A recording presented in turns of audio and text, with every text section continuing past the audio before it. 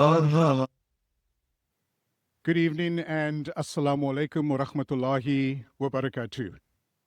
Respected ulama, community leaders, ladies and gentlemen, and viewers of Hilal TV, we welcome you to tonight's debate on behalf of IPCI and Markaz Mana Al-Fikr organizations, all protocols observed.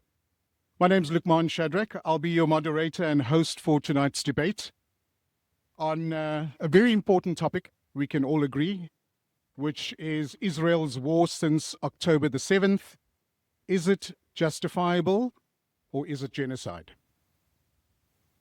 Now, some house rules before we start tonight's debate. We would like to create a continued awareness of the genocide that's been ongoing for over 76 years. This is definitely an emotional topic. And we request from the audience present here today to allow our speakers to get their points across. And we will have time a bit later in the session for a Q&A. You will have your opportunity to share your points and share your questions as well.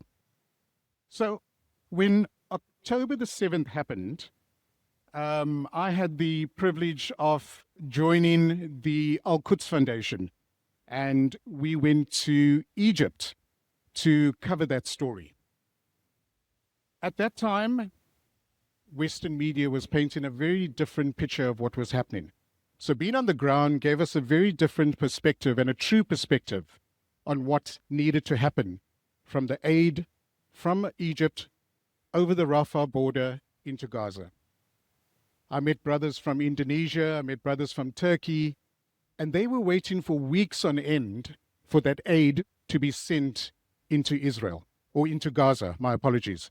They were intercepted by various organizations.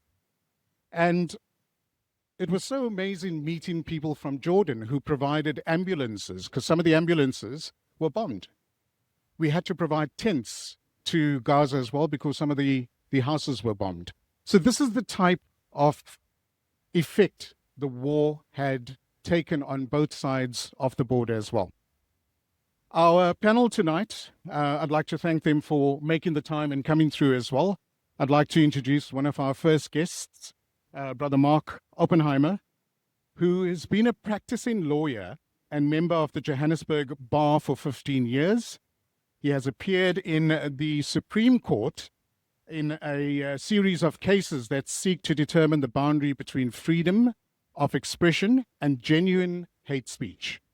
He ran a widely televised hate speech trial against the EFF and Julius Malema for the infamous Kill the Boer song. We also have Brother Abdullah Andalusi. Ustad Abdullah is a British Muslim intellectual international speaker and co-founder of the Muslim Debate Initiative. For over 15 years, he has delivered lectures, debates, and training programs across the world on Islamic thought.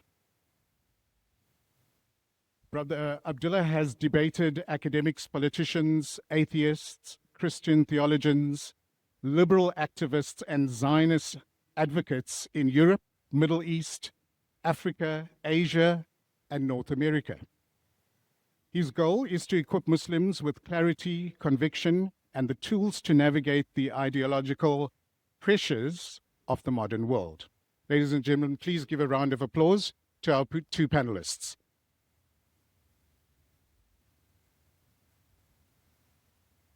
So tonight's schedule, we're going to start with a 7-minute introduction by each panelist. We then will continue with about an hour or an hour and a bit discussion from each panelist as well, where they will question each other's thoughts and opinions. And we'll then open the floor just before Maghrib, before our prayer time, to a few Q&A. We'll continue after, we'll break for prayer time and Maghrib, and then we'll continue afterwards with Q&A, and then closing statements from each panelist as well. So you're welcome to jot your points down. We'll have a mic present when the Q&A is going to happen, and we'll allow you to ask your questions. So gentlemen, I'd like to ask Mark to start first with your opening 7-minute discussion. So thank you for joining us tonight. I thought it would be useful for us to have a discussion format instead of the sort of usual debate format. And we'll have many things to disagree on, but we intend on doing so politely. The question tonight is whether the war between Israel and Gaza can be justified or whether it's a genocide. And I'm going to be arguing that it's a justifiable war. And I think what we've got to remind ourselves on is why the war starts in the first place. So in international law, you have, war must be started for a just reason, and you must have justice inside of the war. So the reason why the war is started is that it's a reaction to the events of October 7th. And I think it's important that we don't gloss over those events. So on October 7th, you have one of the most brutal attacks on the Jewish people since the Holocaust. You have 1,200 people who are murdered in some of the most barbaric ways that we've seen in modernity. You have extreme acts of sexual violence against men and women. There's a extremely disturbing case that's described by the New York Times about a woman who was gang raped and her breast was cut off while she was being gang raped, and the breast was then used as a football by those who were murdering her. You have cases of men whose penises were cut off and put in their mouths. You have cases of children who were kidnapped, 251 hostages in total.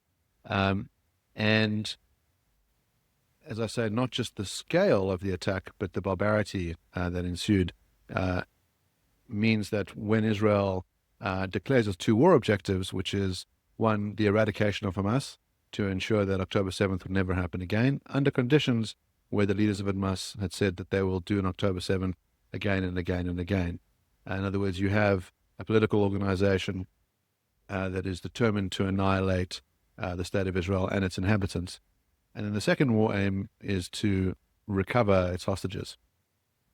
Now, the test for genocide in international law is that you must be aiming for the destruction in whole or in part of a people with what's called dolus specialis, which is a very particular form of intention, which means that it is the only kind of intention that can be determined from the conduct of what you do.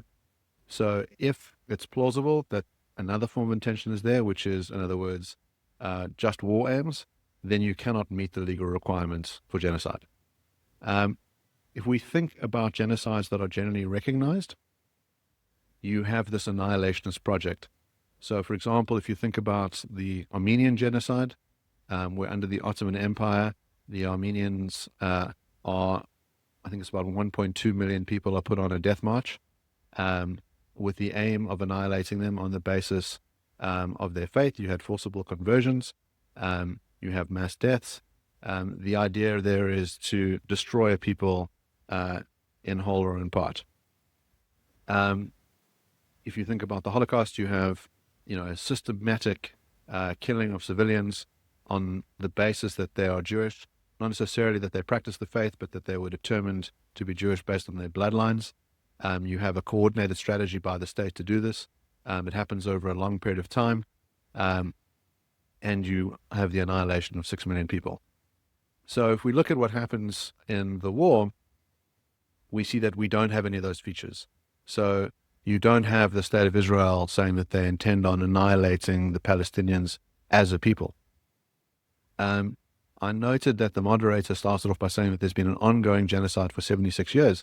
The Israelis must be the worst genocideers in history because the population in Gaza has only risen over time. If you're a genocideer, you would be trying to annihilate the population.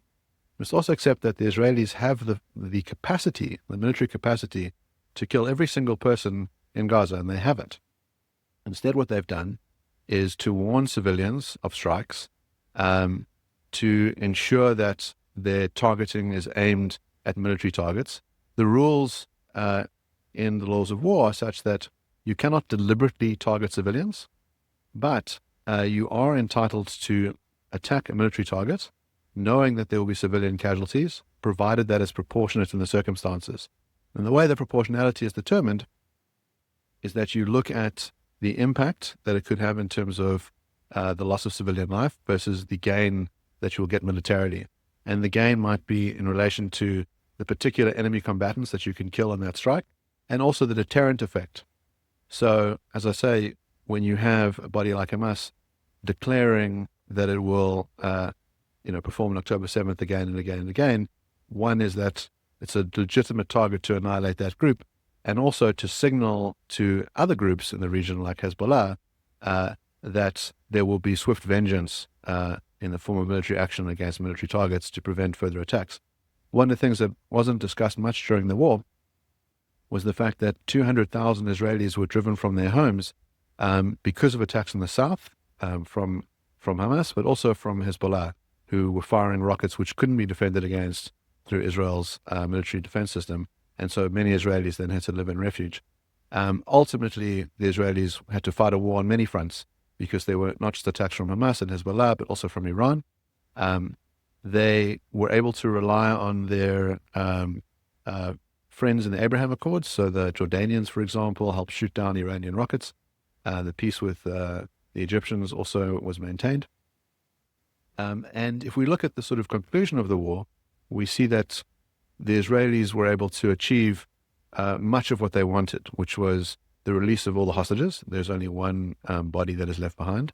And the large dismantling of Hamas with a peace deal that would ensure that the remaining members of Hamas will put down their arms. So if we look at the totality of those events, we can see that if the Israelis really did want to annihilate the Palestinian people as a people, they haven't done it, even though they could have. They've lived up to their war objectives. And we now have a ceasefire that may lead to peace in the region, which would be good for everybody, because every loss of civilian life is tragic, and I don't think anyone wants it to continue. Now, Mark, who proudly identifies as a Zionist, chose the topic of today's debate on whether Israel's actions in Gaza are justified or genocide. Presumably, he thinks that in the face the dead, the open genocidal rhetoric of the Israeli cabinet and ruling coalition ministers, and most of all, the endless stream of photos and videos, many filmed by Israeli soldiers themselves, of unarmed civilians being shot, of babies with bullets in their heads, of bodies upon bodies dead after airstrikes, key buildings that support life in Gaza, like water treatment plants, being blown up by gleeful Israeli soldiers in controlled demolitions, with no enemy there, of course. And now, increasingly, photos of recently uncovered mass graves of hundreds of Palestinians. Mark here probably thought that this may give Israel a bad image. And racial supremacy can't have a bad name, can it, Mark? Of course, we have seen such a desire to defend the image of racial supremacy in supremacist regimes before. You South Africans have seen it yourself after the Soweto protester uprisings in 1977 were brutally suppressed. 575 deaths, 3,900 wounded. The world was horrified. Of course, the white supremacist regime like Mark here wanted to try to explain and justify their actions in the name of their racial supremacism. They officially initiated an internal investigation, much like Israel does when its troops get caught on camera killing unarmed civilians, like recently those 2 cases. Unsurprisingly, like Israel and its advocates, the apartheid South African regime found that the government and the police were not to blame for the killings of the South Africans, despite the fact that they were doing this in the name of suppressing the South African desire for self-determination of the native population. Israel is an exceptional, unique state. It is a state with the longest military occupation in the world. No other people except the Palestinians in the West Bank and Gaza have been subjected to military occupation and officially classed as stateless people for that long in all of modern history. When Putin invaded Ukraine and took over areas of Ukraine, at least he gave the people there automatic Russian citizenship with passports. Obviously not so Israel. According to Zionism, Palestinians must be denied their right to self-determination according to international law, and in case it wasn't clear to everyone, Israel passed a constitutional law in 2018 reaffirming the right to exercise national self-determination in the state of Israel is unique to the Jewish people. No other liberal democracy since apartheid South Africa has race-based laws giving automatic citizenship to one race or ethnicity except Israel, like the so-called law of return that gives anyone coming to Israel automatic citizenship under the principle of birthright or ancestry, but denies that to Palestinians despite the fact that they have birthright and ancestry in the same land. Explain that one. And this is despite the UN Resolution 194 that grants all 750,000 Palestinians and their descendants who were expelled from 500 villages on Israel's creation the right to return back. They're refused because they don't belong to the right race. Within the occupied territories taken by Israel in 1967, Palestinians are subject to a brutal occupation, apartheid, control of borders, home invasions by soldiers at night under the policy of making their presence felt, being shot for the slightest suspicion, like 13-year-old Imam Al-Hams in 2004, who was shot going to school because she dared to go near 70 meters away from an Israeli checkpoint. Her wounded body was then approached by an officer who emptied his magazine into her point blank to confirm the kill, quote unquote, and he was absolved in Israeli courts as just following policy and orders. Palestinians can be arbitrarily arrested and held for administrative detention for 6 months, but renewed indefinitely. Before October 7, 1,320 Palestinians were currently held hostage in administrative detention under military rules in the West Bank. Rules and laws remind you that the West Bank Palestinians can't vote. They are under laws like Military Order 101 that criminalizes criticism of the State of Israel, even the displaying of Palestinian flags, with punishments up to 10 years in prison. These are laws they didn't vote for, by the way, because it's military occupation. The NGO Adamir documented 5,200 political prisoners in Israel and Palestine, West Bank, before October 7. All this is what Zionism requires to implement over a people for 57 years, the denial of their self-determination. Now being denied the right to self-determination, it is many international laws, including those resolutions passed by the UN, affirm the legitimacy of people to struggle for their independence by all means, including armed struggle, like UN Resolution 3103, 3743, and of course 1514 actually says it's illegal for an occupier to use violence against an occupied people. Accordingly, this would apply to Palestinians too. Therefore, Israel, like South Africa, does not have a right to defend itself against those it's still occupying and oppressing, any more than a rapist has a right to defend himself against the blows of a woman trying to struggle out of his perverted grasp. We know that Israel lied about the atrocities on October 7th, and their ministers have demonstrated genocidal intent, blaming all civilians and invoking the biblical genocidal references to Amalek, which we will explore further to show they have genocidal intent against the Gazans until most of them leave. They don't need to kill all of them, because genocide can be in whole or part, but to kill as many Palestinians as possible to get them to leave Gaza. Thank you. I rest my case here.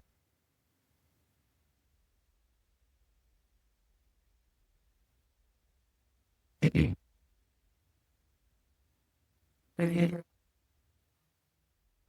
sure the audience has taken note and can always ask those questions a bit later during the Q&A. We're going to ask Mark to start with our debate. And Ustad and Mark, you're welcome to go back and forth with various topics that you'd like to discuss.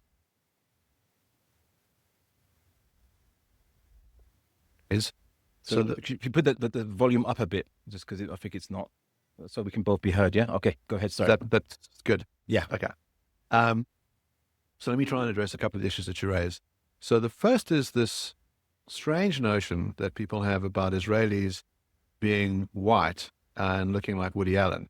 If you spend any time in Israel, you realize quite quickly that it is one of the most racially diverse countries on the planet.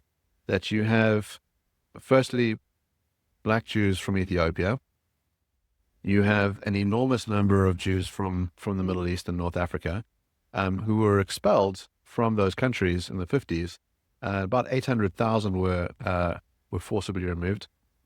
Those countries which were sort of diverse places with Christians and Jews and Muslims and Druze are no longer that way. So the idea that, the Israelis want a Jewish supremacist state, but all the other surrounding Arab countries are pluralistic places where Jews and Christians can participate in government, and be free from abuse just isn't the case. So you have a society that's very racially mixed and very religiously mixed. So there are, Arab Israelis who are Muslim and Christian, who are in government, who are in courts, who operate hospitals, some of whom were the targets of attacks on October 7th. So as I say, the idea that you have a sort of racially ethnic state just strikes me as incorrect. But is it incorrect, though? At 1947, was Israel diversely mixed? Who were the first Zionists that set up the State of Israel? Were they all from the Arab countries? Were they all a mix of Ethiopians and everyone saying Kumbaya? Or were they 99.9% Russian Jews, German Jews, French Jews, English Jews, Jews from Europe? Ben Gurion, that's not his original name, though he changed it just to sound Hebrew, I suppose. But they were from East Europe. Chaim Weizmann, again, not from the Middle East. So the people who set up the State of Israel, on its establishment, the vast majority were Jewish Europeans, not Middle Easterns and Eastern Easterners. That came a bit later. So is that not misrepresenting the initial colonial vision of the State of Israel was set up by European Jews, was it not? Yeah, so I think describing it as a colonial vision is bizarre. Firstly, you had Jews living in Israel for hundreds of years. So you've had Jews living in... They're called Palestinians. Yeah, you're right. So in other words, there are Palestinians who are Jews, who are described as Jewish Palestinians, and have lived there for, as I say, hundreds of years. The idea that if you think about a colonial project, so if you look at what European powers do in Africa, you are setting up a colony where there is no ancestral connection to the land. This is very different from the Israeli projects, in other words, where you have Jewish ruins, you have a temple, you have currency with menorahs on it. There's clearly a long history of Jews being present in the region. So to say when they return that they're engaged in a colonial project just seems like a slur as opposed to something... I didn't say colonial project. I just said that in essence that wasn't in my presentation. I was just merely saying that they were disproportionately Europeans who came and set up the State of Israel based on European notions of nationalism and also secular democracy. So they came with a secular vision. Many of them were atheists, the vast majority were atheists, just like yourself. Socialists, they didn't care whether, they thought the Bible was a book of stories and fables, not the basis for rules and laws.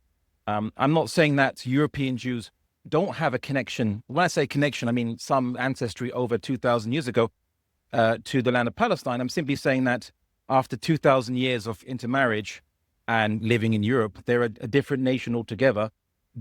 Genetically, they're as much European as they are anywhere from the Middle East, whereas Palestinians who never really left that land are at least 100% Middle Eastern and 70% linked to Canaanite DNA, which date back from 4,000 years. There was genetic studies have shown this. So these are the natives that never left. Why do people from Europe, who are as much as they are Middle Eastern or wherever, have a better right to rule the land of Palestine than the people that never left and stayed there for all those thousands of years?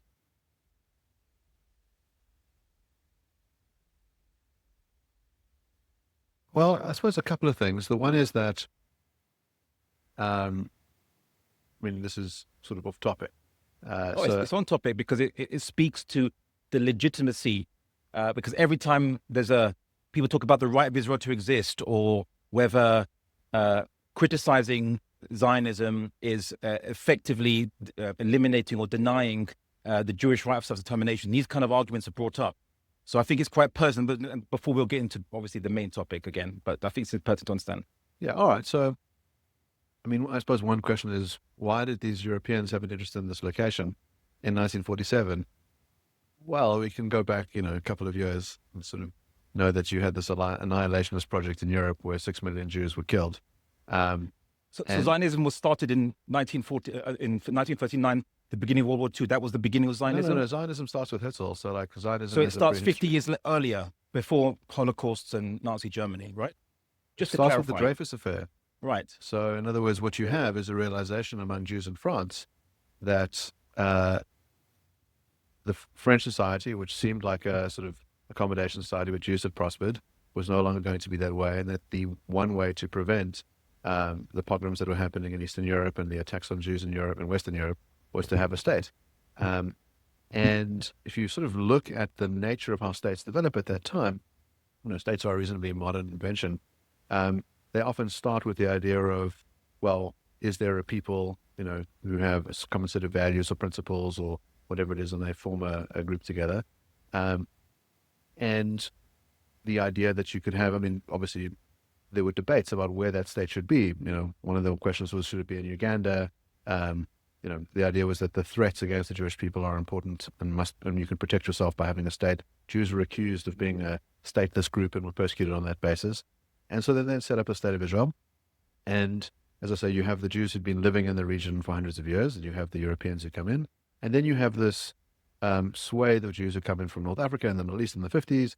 You have the Ethiopians. But that's after the state of Israel was created. We're going, like, what started Zionism in the first place was they thought that they could take the land of, eventually they agreed that they'll go for Palestine, and they thought they had a better right to rule it and ignore the rights of the native peoples, who are the majority. Do you not believe that everyone has an equal right to self-determination? Right? Well, hold on. Do you not believe that? It's an interesting line that you have, because if you look at this room, there are I would think, maybe none. Not a single person in this room is native to the land of South Africa, right? Depends when you want to start, right? So you have Dutch people who come in 1652. You have... Yeah, so you've got the Khoisan and probably got the best sort of claim for it. You have people who've come from Malaysia. You have people who've come from all parts of the world. And the general idea is that you have a right to live here. This is your country. So you can illegally... I can illegally immigrate to South Africa and have automatic, native rights here.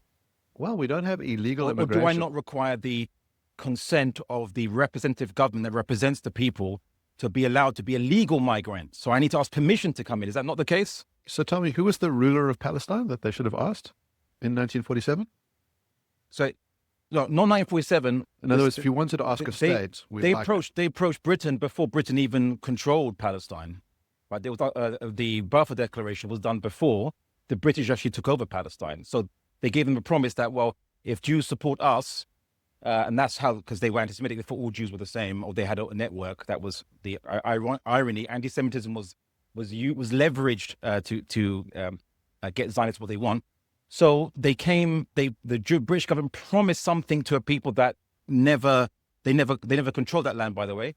And secondly, was the British government never actually promised a state as well. They just said a homeland for migration, and we'll see if by the time of independence, Jews are European Jews or immigrants are the majority enough such that then once they have a full democracy, they would then have what they call external right to self-determination. But in 1947, when the Britain was considering leaving and obviously going from Palestine, who were the majority of people in Palestine? Who were they? Well, you have a variety of different people there. If you go and read the original Israeli Declaration of Independence, what you have is the recognition that there are a variety of people who live in the region and that all of their rights should be respected. And when Israel declares independence in 1947, and it's recognized by all the members of the United Nations at the time, so it gets legal recognition, you then have all of the surrounding states declare war on Israel.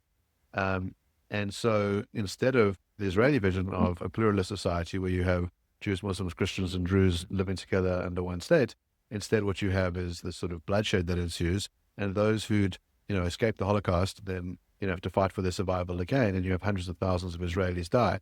Now I sort of wonder, first, as you say, like, you should ask permission from the states in which you are going. There is no prior Palestinian state. You have the war that occurs. If you use the sort of ordinary principles of international law, so uti potendis juris, what you would do is work out what the state lines are of the country based on its prior administrative borders. So as you mentioned, you've got the British Mandate. You have Transjordan, which is sort of separated off and is now the state of Jordan, and arguably the state for the Palestinians. 70% of people who live in Jordan are Palestinian, although ruled by Hashemites, Hashemite minority. And then you have the war, and the Jordanians occupy the West Bank. And you then in 1967 have a further war. The West Bank is recaptured, and the Jordanians then cede all rights. So the West Bank is recaptured? Yes. So when was it previously captured? It's captured by the Jordanians in the War of Independence. So if you look at the original Was it recaptured by the Israelis? When did the Israelis ever control the West Bank? So before 1967. So if you look at, as I say, Uti Juris is the way to determine what the boundaries of a state are. Yep. You should look at the borders of control beforehand. So you should look at whatever the borders are for the British, which includes the West Bank. Okay, can we talk about Uti Presidentes Juris? So let's go back a bit, because you said a bunch of things, and I didn't want to interrupt you because I wanted you to obviously elaborate. So yes, the state of Israel has in its constitution a recognition of and tolerance to plurality, you could say, of people's different religions and races might live there. That's true. No one argued that they didn't believe that. And no one argued that Israel intended that they'll create a colony state with only one ethnic group. America was a colony state, and they brought a whole bunch of different ethnic groups over. Still a colony state, though. But here's the issue. In 1947, 2/3 of the population were who? In In 1937. Palestine. Who was 2/3 of the population of who? I assume it would be the various Arab groups that were there. So the Palestinians. Okay, good. We're making progress. Well, So actually, let me not so continue. straightforward. Sorry?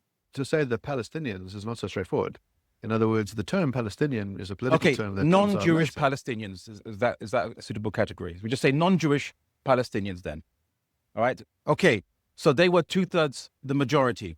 So if they're 2/3 the majority, and the state of Israel was created, did not Ben Gurion say, when he looked at the initial UN partition plan, which was actually a recommendation, it was not binding, and it was up for England or Britain to adopt it. When he looked at the initial partition for the Jewish state that was going to be partitioned off, which got 55% of the land, even though they're only 1/3 of the population, the Jewish population or the immigrant population, he said we can't have a viable state with 40% being Arabs, as he called it. Can't have a viable state because the Arabs will always be the brokers of power in any election. They're the ones that decided, and of course, according to Zionism, it's Jews that must determine their own destiny, not anyone else being involved in that. So after the ethnic cleansing that occurred, called the Nakba, 1948, 1949, how many Arabs were left in the state of Israel from this 40%? How many Arabs were left? Well, I think firstly to describe it as Percentage-wise.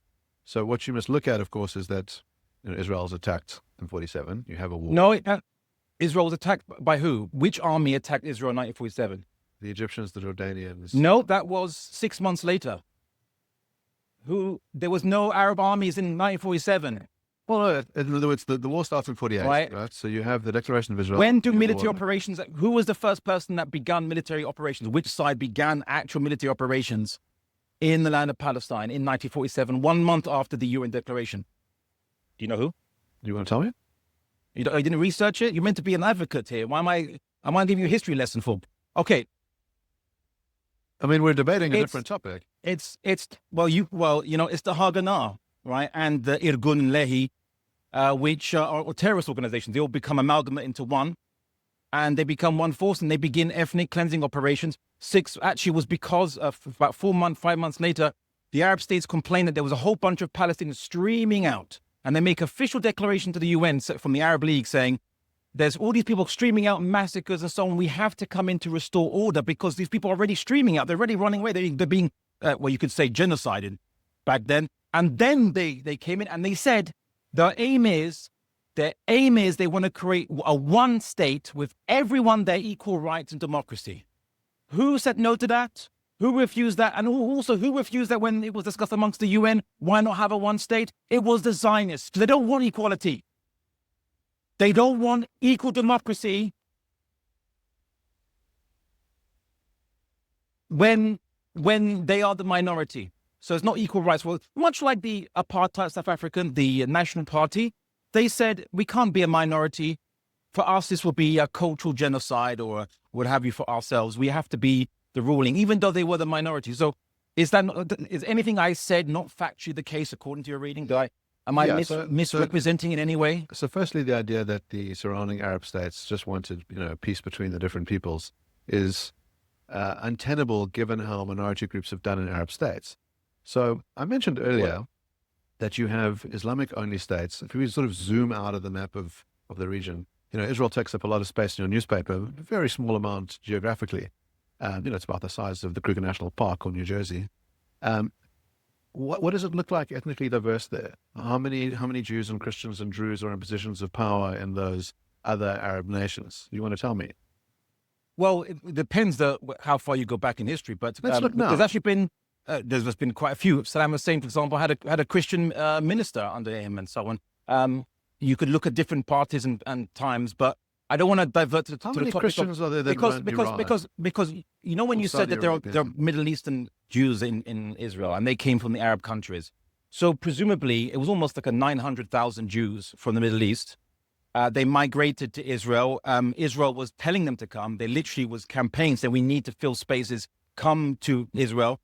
900,000 from the Middle East. So presumably then there were 900,000 Jews in the Middle East prior to the state of Israel, not killed, massacred, or empty. They didn't just pop out the ground and migrate. They were there for thousands of years alongside their Muslim and Christian counterparts. Is that not the case? Well, did they So is it not the case that Israel then brought sectarian racial strife to the Middle East because it didn't exist before that? Well, no, what you had,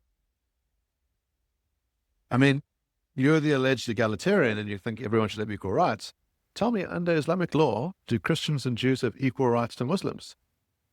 That was allowed. Wait. So this is the canard, but I'll entertain it. So Islamic law, there are the only citizens in an Islamic governmental state or in the Ottoman states are actually the non-Muslims. They're the only citizens. Jews, Christians, others. They have a contractual arrangement with the state. That's what a citizen is. You have I give you some tax, and you give me protection, and so on and so forth. But they were given full autonomy, your own law courts, even your own police forces, which you don't even get that in liberal states. Muslims were not citizens in the Islamic State. They were subjects of the state. They had to fight in wars, whether they liked to or not. The non-Muslims were not expected to fight in wars because it wasn't expected that they would fight for a cause or under a system that maybe they didn't believe in as a religious perspective. So we never forced them. So what you have is differential treatment. So non-Muslims are actually the only citizens in an Islamic government. But you have differential treatment, in other words. So your claim is that you think differential treatment is justifiable, different rules for different groups. It's odd to come here and sort of denounce apartheid and say, it's terrible that you had these race-based laws, and then say, but the ones that we had in Islamic countries, well, they were good laws. Well, do you know what the laws the Christians and Jews were under in the Ottoman Caliphate? Do you know what laws they were under? Were they under racially discriminating laws? Were there places they couldn't go? They were under their own laws. Jews were under Jewish law as they determine it to be. Christians were under Christian law as they choose it to be. They choose their own laws. Do people have that same right here? No. Right? Anyway, going back, because we're diverting and we need to go to the topic here. So, do you think it was a injustice that 750,000 Palestinians that were evicted, or you think left on holiday for some reason, 1947, 1948, do you think it's injustice that they are not allowed back into their original towns and villages from where they came in the land of Palestine? Or do you think it was justifiable they could be kicked out and not allowed to return against UN Resolution 190? Well, what you had was signaling from the surrounding states saying, we are going to wipe out this nation state of Israel. We suggest that you leave, and we'll of course conquer them because they're a small nation. And then you'll be. Where did they say to the Palestinians there, we suggest that you leave? Which official communication? You can't find any official communication, any documented so-called this ghostly radio broadcast that no one could find any record of. Don't you find, in fact, Syria and Lebanon and Jordan telling the Palestinians not to leave because it was causing disruption, and they were vacating and giving the land to the Zionists? In fact, it was the opposite. They were saying, don't leave. And they were even accused of being traitors for leaving, right, by these various regimes. So that's not true. You should stop drinking the Zionist Kool-Aid because it's not accurate. Just to pause. So the topic of our discussion today is on the current war. So we can do the Israeli history thing, and I think it's important that people have a sense of it. But you haven't, just to place on record, but you didn't say if it was justified or not, that 250,000 Palestinians and their descendants are still prohibited from going back to their towns and villages. You haven't answered this. Do you think it's justified or not? Do you think it's right that they should be denied their right to return back to their ancestral villages? Well, how many of those individuals still persist? We're talking about an event that happened in 1947. Oh, So in other words, I would imagine that the claim is not, the right of return claim is not that those particular individuals who have a claim against the state say, I want compensation or I want access. That's not the claim. The claim is that all of our descendants have a claim. That's a very unusual claim. And oh, it's an unusual claim. So European Jews separated by 2,000 years from Palestine, they have a claim, but the Palestinians, by only one generation, don't have a claim. Does that make sense? well, they have a claim because the state is set up. They have a claim because the state is set up and, recognized by the UN. That state has, the right of, okay, that state has the right to set up its rules in terms of who it'll allow in for citizenry. I'll wait for you to get your mic on. Like it. According to most liberal democracies, even liberal, let's take liberal democracy. Israel's a liberal democracy. So if you can claim at least that you are the grandchild of a citizen, you can have the ability to have citizenship in that state given to you because you can claim descent. So the vast majority of Palestinians today, many of them are grandchildren at the very least of that place, and they were forcefully evicted. So that doesn't matter because it overrides. If you're forcefully evicted, it might go a few more generations. So your argument legally doesn't make sense, but you still haven't answered why 2,000 Jews that were separated from 2,000 years from that place intermarried with Europeans, so they're basically half European according to DNA studies, why they have a better right than Palestinian natives to go back to their ancestral homes. Well, firstly, there's no predecessor Palestinian state, right? So in other words, those people who lived in the land don't have a claim against the state to say, you must give me a right of return. You have a new state that forms. So the Ottoman Empire is dissolved. There's no claim against the Ottoman Empire. They don't get kicked out during the Ottoman Empire. They get kicked out by this nascent state of Israel. They get kicked out, and the UN Resolution 194 affirms their right to return, which the Israeli representative to the UN, Eban, affirmed as kind of like a precondition to Israel even joining the UN. The UN said, "Are you going to affirm Resolution 194 to allow the return of refugees and others?" And they said, "Yes." We give the affirmative, they said, and of course they lied about it and didn't care about it afterwards. Is that not the case?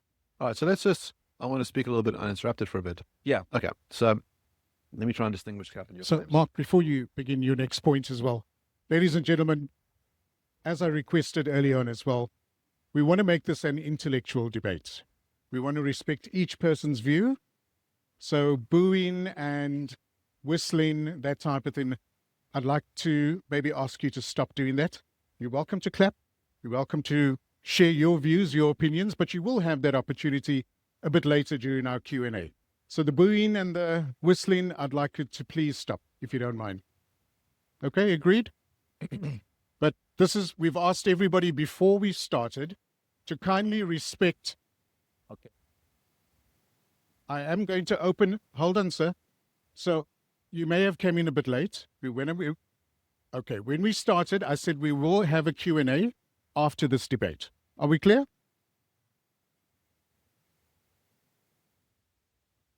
But you don't know that, sir. We haven't started the Q&A. Okay, so we'll have a Q&A just after this debate.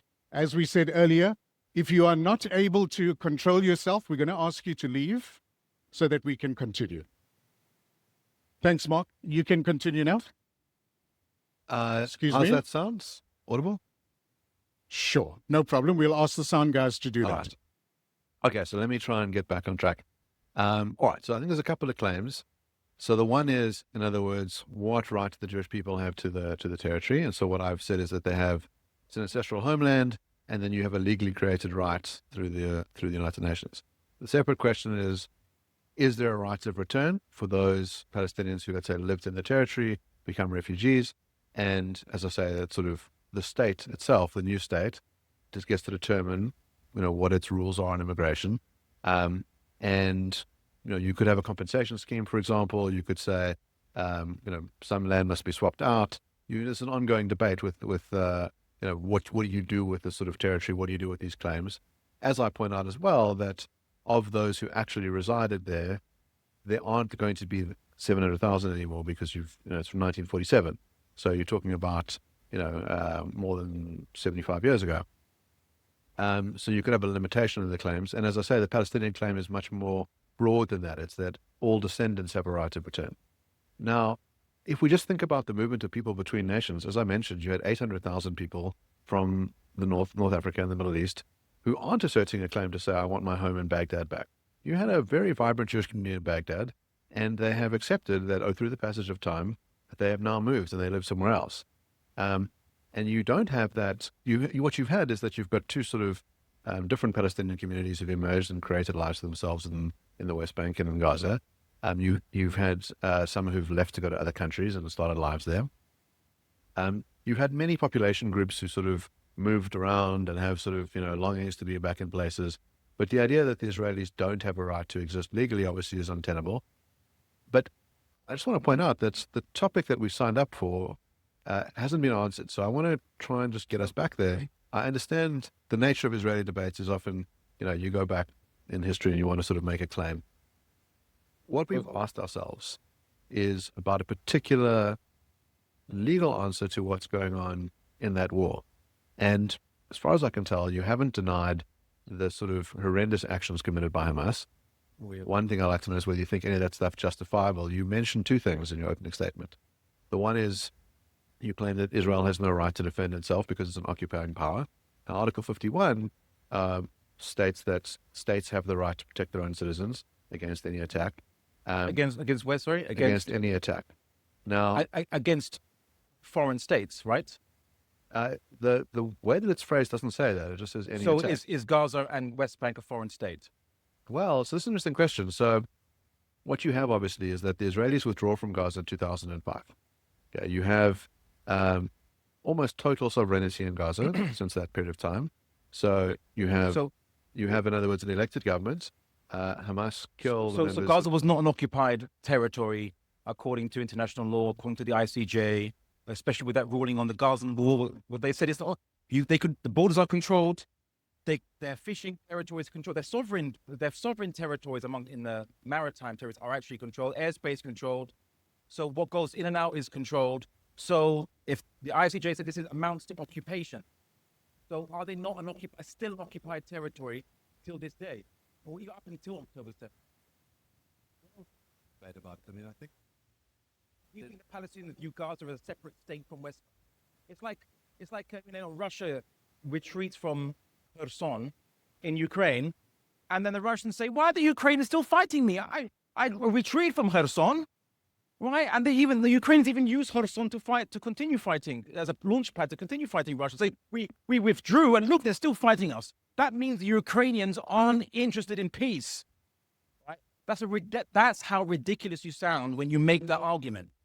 Yeah, that's you said. All right, but also, something else. So he said, well, the issue of the right of return of Palestinians, even though it's affirmed internationally in international law, of which Israel is a signatory to the UN and accepted that premise, Resolution 194. Okay. Sorry, sir. No, I'm sorry, sir. Well, I'm going to ask you if. Sorry, sir. You will have an opportunity to share your question, but for now, hold on. Hold on, sir. Excuse me. We will try and adjust the volume, but it's not purposefully done. Okay? You have, but don't shout at me. I'm addressing you respectfully. We've asked the sound guy to adjust it, but Mark and both Ustad moves away from the mic. So it's no fault of anybody right now. Okay. We will try and adjust their mic, but address your question calmly and politely. Okay? Thank you. Can I do a little audio test? Can people hear me? Is that good? Okay. And now it could be me. I'm a little soft-spoken. Does that sound better? Okay. Just make sure. Okay. So we have a monitor where we monitor the sound. Yeah. And on the monitor, the sound is okay. So it could be that he's moving away. Both gentlemen are moving away from the mic. We'll try and adjust it, but that shouldn't be an issue, sir. Sure. The lecture is actually why we're here today. Okay? Thank you. All right, I just finished my thought, and then we'll go on to, I suppose, the what happened October 7th and beyond that. So you said that the state of Israel, once it was established, it has, and a couple of years later was really when it discussed a right of return and these kind of laws. It has a right to determine its own immigration policy. Why does the state of Israel as a government have authority? It has authority because it is elected by the people. If the majority of the people have been evicted, they can't elect that government because they're not there presently to give that government the authority that would later on decide who can go in and out of the borders. So the vast majority of Palestinians were evicted before they could be consulted before they could elect that government, and therefore the government is illegitimate because it excluded them. It's like saying the apartheid South African government has the right to determine who is a citizen, who is not, because it is a government, and exclude the vast majority of the population from that consultation process that gives them legitimacy in the first place. So that's the ridiculousness of your argument, to say, well, it's legitimate to deny the right of return to Palestinians because it's a government that makes the laws. Well, it wasn't making the laws representing the majority of the people, and like the apartheid South African government, it was illegitimate to determine what the vast majority of people, their condition, and whether they were citizens or not. All right, so there was something else. Let me address that, just so we can kind of have a fruitful discussion. Yeah. Also, it's sort of, I don't mind people clapping. That's obviously fine. They can clap where they want. But what I'd like to be able to have a back and forth. So if the clapping then means I don't get to speak because then you just ask the next question, then we don't have a discussion. All right, well, I wanted to respond to something else you had previously said. That's all. And then, as I said, I will let you speak uninterrupted. I just want to finish something else you said. So, yes, I will let him speak, but I haven't finished responding to something he previously mentioned. Because if he mentions multiple points, and I have to have a chance to respond to his multiple points, and then he will have a chance to respond to my multiple points. Okay. Sorry? Hold on. Sorry, sir. All right, calm. Sorry, sir. Sorry, you start. Yeah. I just want to reiterate the rules, guys. Okay, I'm not sure if everybody was here when we started. I asked you to kindly respect that this is an intellectual debate between these two gentlemen. All right? If you have a question, if you have an opinion, we are going to have a Q&A after this debate. So I've asked you to please don't shout out. It's going to disturb their train of thought. We want to respect both gentlemen. We want to respect the audience.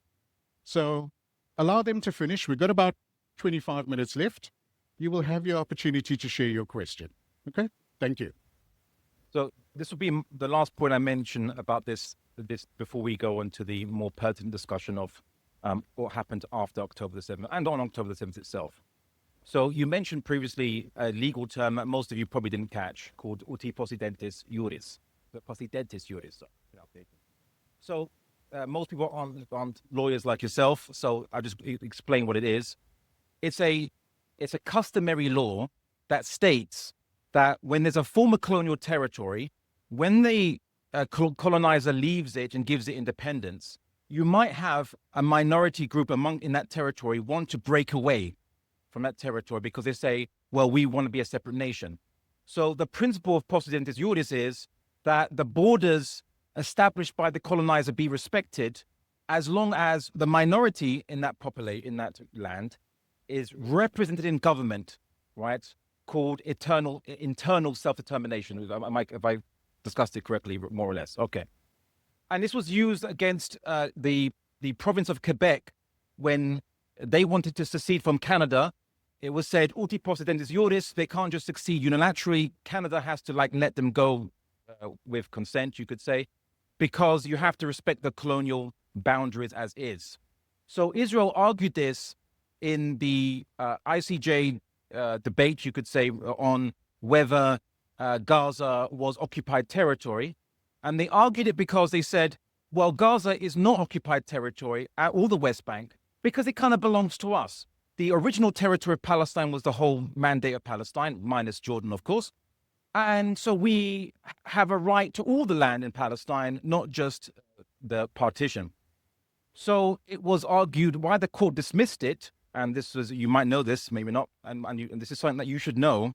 Why they dismissed it is they said, even if we humor the argument that the whole of Palestine should remain as one continuous state, one full state, You cannot use this principle if you're the minority and you want to take over the state and deny the majority their right to self-determination. This was actually a principle to tell minorities not to leave the majority if they're minority, to say, I don't want to be under this majority, I'm going to separate. But the Israeli argument was on its head that they can have a right to all of the territory and still exclude the majority. And that's why they rejected it. They said this is the very opposite of Posidonius Iuris. If you were to follow this principle, it is the Palestinians that should have one whole democratic state, equal rights for all, which is what the Palestinians have always argued, at least back then. So that is exactly why it's very disingenuous that Zionists argue this, because this principle was used to say that the majority should have the right to self-determination externally, as long as the minority have equal rights. But the only one that opposed a one-state solution with everyone equal rights, who was it? It wasn't the Palestinians. It was the Zionists from Ben Gurion till today.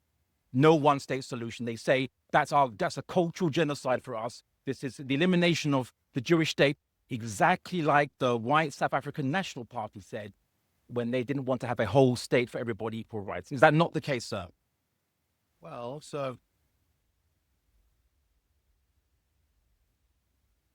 if you read the judgment in these sort of South Africa ICJ cases over the war, you have a decision from the Ugandan judge where she makes it clear that uti Posidonius Iuris is an alive question on the topic.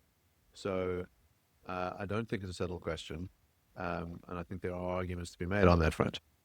All right, but to transition to the sort of, well, I want to just pick up on one thing you said, and then I'll transition to the topic of the day. The one is around the idea of, those citizens who are left unrepresented, and you want to say, well, they ought to be able to determine, the laws of the country which they don't reside in.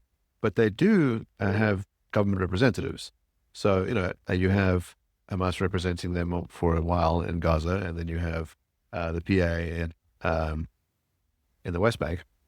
And of course, the difficulty you have with the PA is that, there hasn't been an election in the last 18 years, but they did vote them in. And so there's some level of sovereignty and control. You also have a situation where Hamas killed their political opponents in Gaza. So the idea that you could have one state that encompasses Gaza and the West Bank might be desirable, but I think it's impractical given the sort of hostilities between the two regimes. That may shift, in the peace process that occurs, and maybe you would be able to have one sort of unified state with land swaps and things like that. But I don't think practically that's been a viable solution for a while, and I think there isn't enough discussion about a three-state solution, given that you really do have different political beliefs. I mean, Fatah, secular, Hamas are not. The different kinds of norms they expect of their citizens are different. The values they have are different. The idea of a one-state solution as well. Here's a difficulty you have. The beliefs of those in Hamas are not coextensive with liberal democracy. So, for example, in Tel Aviv, you can be openly gay. You can choose to lead that life. I don't think you could do that in Gaza. I think you'd be executed. When you have fundamental differences between groups about how people should be treated, there is good reason not to put them under one state, that you're asking for bloodshed.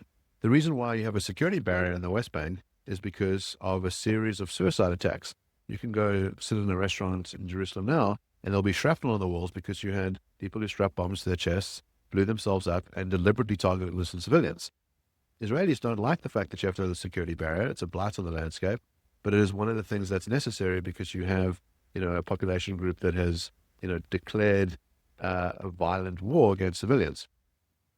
And this brings us to the sort of topic of discussion today, which is, one, I think it'd be interesting to know, you mentioned, you have the kind of radical claim that the Israelis have no right of self-defense. What do you think they should have done after October 7th? And do you think that the methods used by Hamas were justifiable? Okay. So, no questions. I didn't interrupt him, you see, and let me speak. And so now I'm going to respond, hopefully uninterrupted as well, please. Right. So my interlocutor said that the Palestinians who were evicted and weren't even consulted on the initial election of the Israeli government at the beginning, it's okay because 60, 70 years later, they're represented by these smaller areas of their territory. I would say 22% of their original homeland, but it's actually less if you consider the West Bank is only about 40% under administrative semi-autonomy, if you can call it that. So you say it's okay because they're represented by these much smaller areas where they are kind of corralled into, and that's sufficient to represent them, not by the state that they lived in, the state that will be created in the land they lived in and the towns that they lived in. The reason why I really wanted this to have a debate with the Zionists in South Africa is because you South Africans know exactly where we've heard this before. It's called Bantustans, right?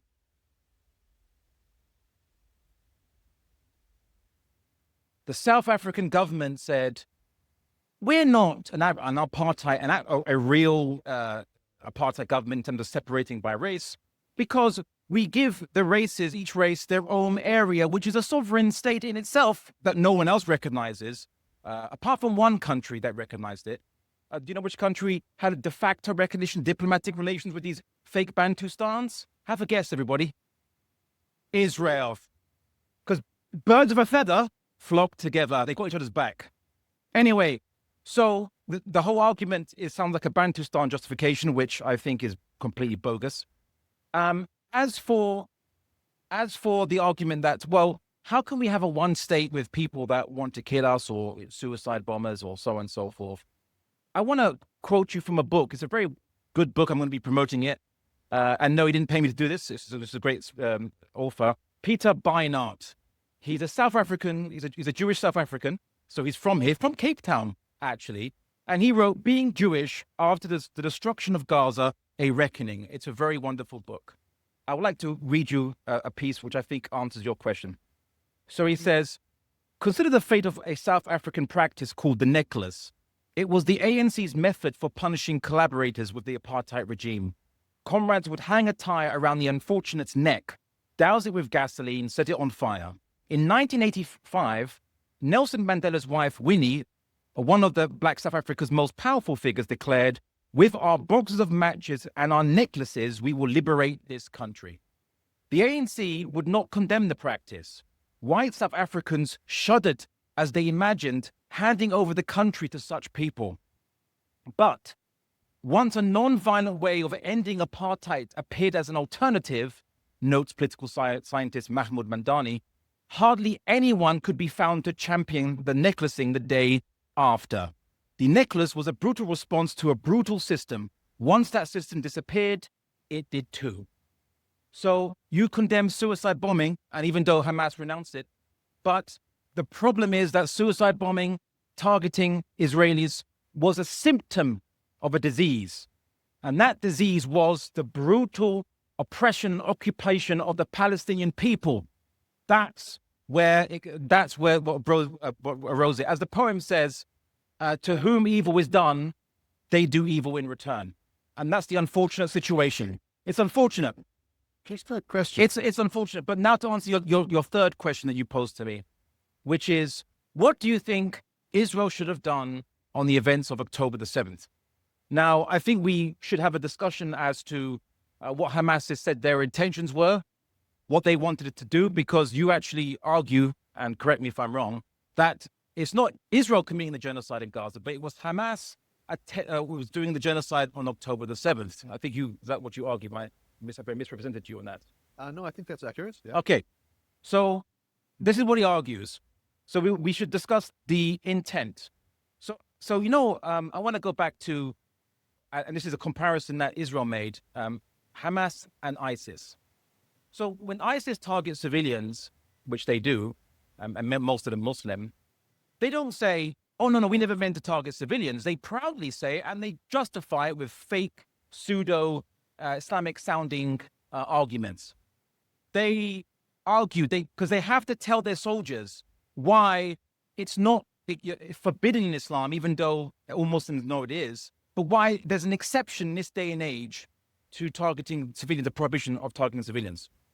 But the strange thing I noticed the strange thing I noticed was Hamas's official position is that they did not order their soldiers to target civilians. There was an Israeli Jewish lady that came on Israeli TV.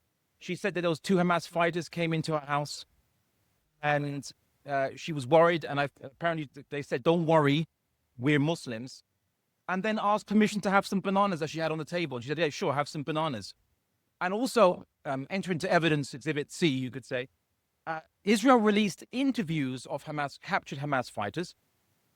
And they said to these individuals, "Don't you believe that it is wrong to target civilians?" And they say, "Yes, we were told and taught in our madrasas, in our Islamic schools and so on, that it is wrong to target civilians, to kill civilians. But who controls the madrasas of Gaza? It's Hamas." So I was curious, like, it doesn't seem to fit the Israeli narrative, because Hamas outwardly have denied in a document saying our narrative that they told their soldiers to target civilians. Their soldiers acknowledge that Islam, or say that Islam tells them they're not allowed to target civilians. So that's the understanding of Islam there. And then reports by Israeli Jews that met Hamas fighters and came to their house and so on, saying that, "Don't worry, I'm Muslim." It doesn't seem to fit the Israeli narrative. Hamas wanted to go in and their objective was to kill as many civilians as possible. It just doesn't seem to fit, right? So all we have to go on the intention of Hamas, or intent of Hamas, is you'll say so, and the Israeli government say so. The same Israeli government that would say things like, "Oh, there was these ambulances coming to us. Oh, we didn't know they were ambulances. They were suspected vehicles. We shot and destroyed them. They were coming, they had their lights switched off, and then a camera footage was released from a mobile phone on a dead body of the one Palestinian survivor. Well, it wasn't survivor, but first aider, which showed they had their lights blaring and everything." And then people said, this Israeli government lies. I'm not, it's a radical thing to say, but the Israeli government actually lies, much like the South African government lied about Soweto, much like the Nazis lied, but they were killing Jews up until the time it was discovered by pictures. So why should I take the Israeli government's narrative, which you seem to run full on, and go against evidence that seems to suggest that Hamas had other motives other than just killing every Jew they could find? Gentlemen, we have 10 minutes left of our dialogue, and then we'll open the floor to questions.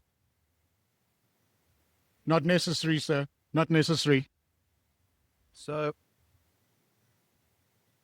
I don't have to rely on the Israeli narrative. I think what you can do is rely on the footage filmed by Hamas on October 7th.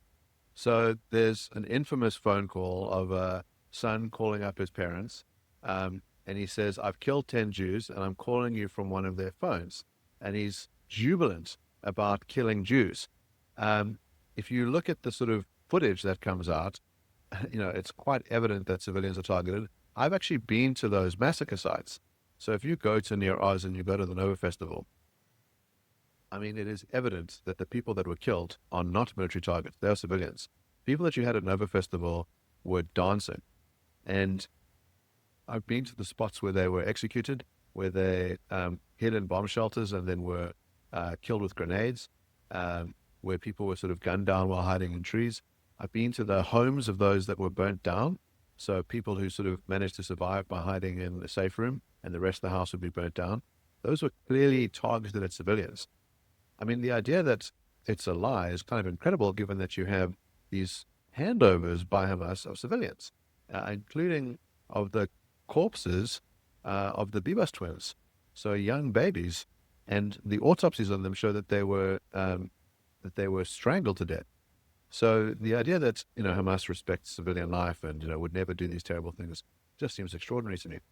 Also, in conjunction with your claim that, well, suicide bombing is fine because in South Africa they used necklaces. I wonder if you know who the necklaces were used against. I think you've been in South Africa for a short period of time. Do you know who were necklaced? Just tell me who you think were being burned alive. I quoted him. He said collaborators. They were used against collaborators. Yeah, so you had lots of poor black children who were burnt to death. But then Winnie Mandela said that we'll liberate South Africa with necklaces, which, if you want to interpret it in one way, could mean everyone, all their enemies get necklaced, quote unquote. But that wasn't actually what happened. That wasn't actually their intent. But okay, I mean, during the let's get back during to the Truth and Reconciliation Commission, I mean, I don't think there are many South Africans who celebrate the use of necklaces. It's interesting to me that you would see that as a wonderful thing that the South Africans did to liberate themselves and use it as a justification.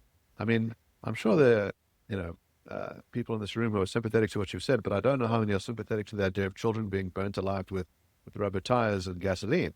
It's a dreadful period of South African history. But again, the claim seems to be, well, if those sorts of things are justifiable, killing kids with tires, well, then obviously all the stuff Hamas did is also justifiable. But you also want to do a denial game where you claim, no, Hamas, despite the footage, despite all the evidence, despite the hostages' bodies, none of that stuff really happened. In your opening statement. No, I didn't. Did I say none of that stuff ever happened? Did I deny any of video evidence? I'm simply saying that we're discussing intent, and when you look at genocide, you have to look at intent. Yep. So there are two things I want to mention, but I have to kind of give you evidence because I don't want to just make claims. So if you give me just some of your time, I will give you some evidences. So let's look at. So I don't deny there were houses blown, there were houses burnt down. I also don't deny that we all saw videos of an Israeli tank shooting into a house and blowing it up in an Israeli kibbutz. We also know about the Hannibal Directive, which shot Hellfire missiles and a lot of burnt bodies of Jews in the Gaza envelope area were burnt, suggesting of Hellfire missiles being used against them. So that also is the case. And the Hannibal Directive was admitted by a defense minister that was used. It was ordered on the day of October 7th or after. So this is all a matter of fact. But the question is, does the killing of civilians, which occurs in war, and I've heard you say war is hell before, I wonder if you'd say I wonder if Hamas could use your line and say, well, we didn't intend it because war is hell. But let's look at, I suppose, intent, is the most important thing. So he cites these examples of dead people who were killed and so on and so forth. We heard 40 dead beheaded babies, and then that turned out to be a complete lie. That was the official claim of the Israeli state, which, surprise, surprise, wasn't actually true. But let's look at what when Israel bombed Gaza after October 7th, or on October 7th, we see, for example, the Al-Dos family, 15 members killed, 7 children, in a strike that hit a 3-story residential building. Amnesty International investigated whether there was any military targets there, any Hamas fighters. Anyone asked the Israeli government, who were you targeting? No one. No evidence of any Hamas there. The Hijazi family killed 10th of October by an Israeli strike. 12 members of their family killed, 4 neighbors killed. Israel claimed we're targeting Hamas, but no evidence, both on the ground or by Israel, of who they were targeting or any Hamas fighters there at all. The Harb family, 25 civilians killed, including 10 children. Imagine the children in your house, 10 of them, 10 of your family, your cousins or their children, but all them being wiped out. Again, study showed that there was no military objectives in the vicinity, no Hamas activity at all there. And of course, Israel hasn't explained it. The Zaroub family killed the 19th of December, this is all again 2023.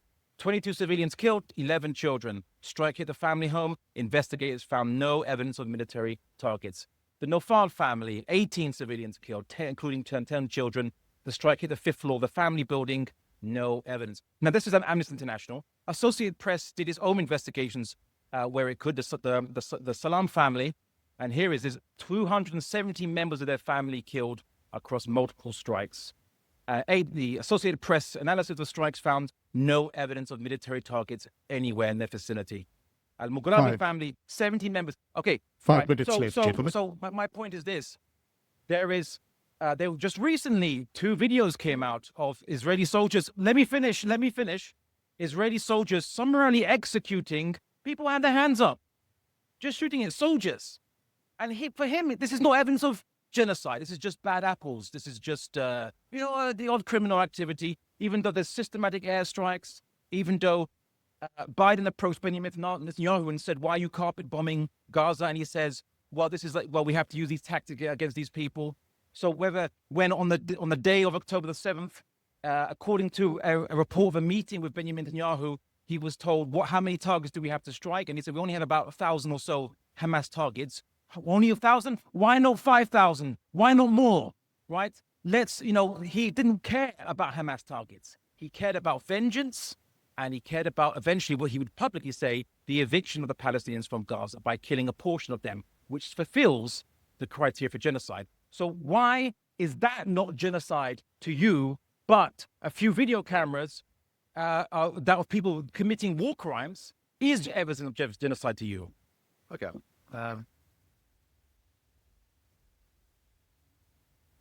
So as I sort of said at the beginning, you have to have data specialis. So it must be that the only inference that you can draw from the act of killing is one of annihilation of the group in whole or in part.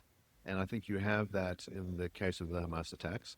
So because you have this deliberate targeting of civilians, I don't think that if you didn't have that if you didn't have the Israeli army repel that attack, the plan was for those guys to sort of get into Tel Aviv and to try and kill as many people as possible. So you have a mass impact claim. I mean, the one way of describing it is really as an invasion. The vast numbers of people who came over to destroy things in a rampant, brutal way. On the other hand, what you have with the Israelis, I mean, you can mention situations, there might very well be instances where you say, look, this breaches the laws of war. That's a very separate question from genocide. So genocide, you must ask, is there data specialis? Is there the intention to wipe out the Palestinian people? And that's the only inference we can draw.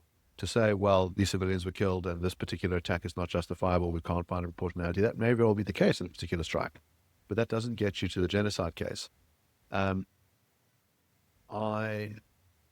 What you have to be able to do to show that there's genocide would be to say that there's no other reason why the war continues. You have to try and explain why, after the hostages are returned, that you don't have this continual bombing. You don't have the wiping out of all people, despite the fact that the Israelis have the capacity to do it. You don't have a situation where there's an ethnic cleansing that's going on, because the idea is to build a new state in that territory, with the various stages that are sort of set in the peace plan. And the idea is to sort of have a peaceful transition from the Hamas leadership, asking them to put down their weapons, giving them safe passage. You have a compromise from the Israelis because, as I say, the two war objectives were the release of the hostages and the utter destruction of Hamas, and they haven't achieved the second war objective. And they could have achieved it by killing everybody, and they didn't. And as I say, you haven't explained why they provided warnings to civilians.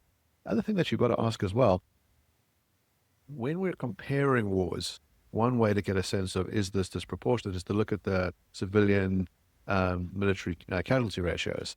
And so what you have in the Gaza conflict is about a 2-to-1 ratio. So every 2 civilians that are killed, roughly 1 militant is killed. Under conditions where you have a very dense population and you have hostages who are kept in civilian buildings. So a lot of hostages have testified that they were held captive by ordinary civilians. And then you have this tunnel infrastructure that is sort of underneath civilian infrastructure. Ordinarily, it would be unlawful to target a mosque or a hospital or a school. But as soon as those areas become used by militants, then the laws of war allow you to treat them as military targets.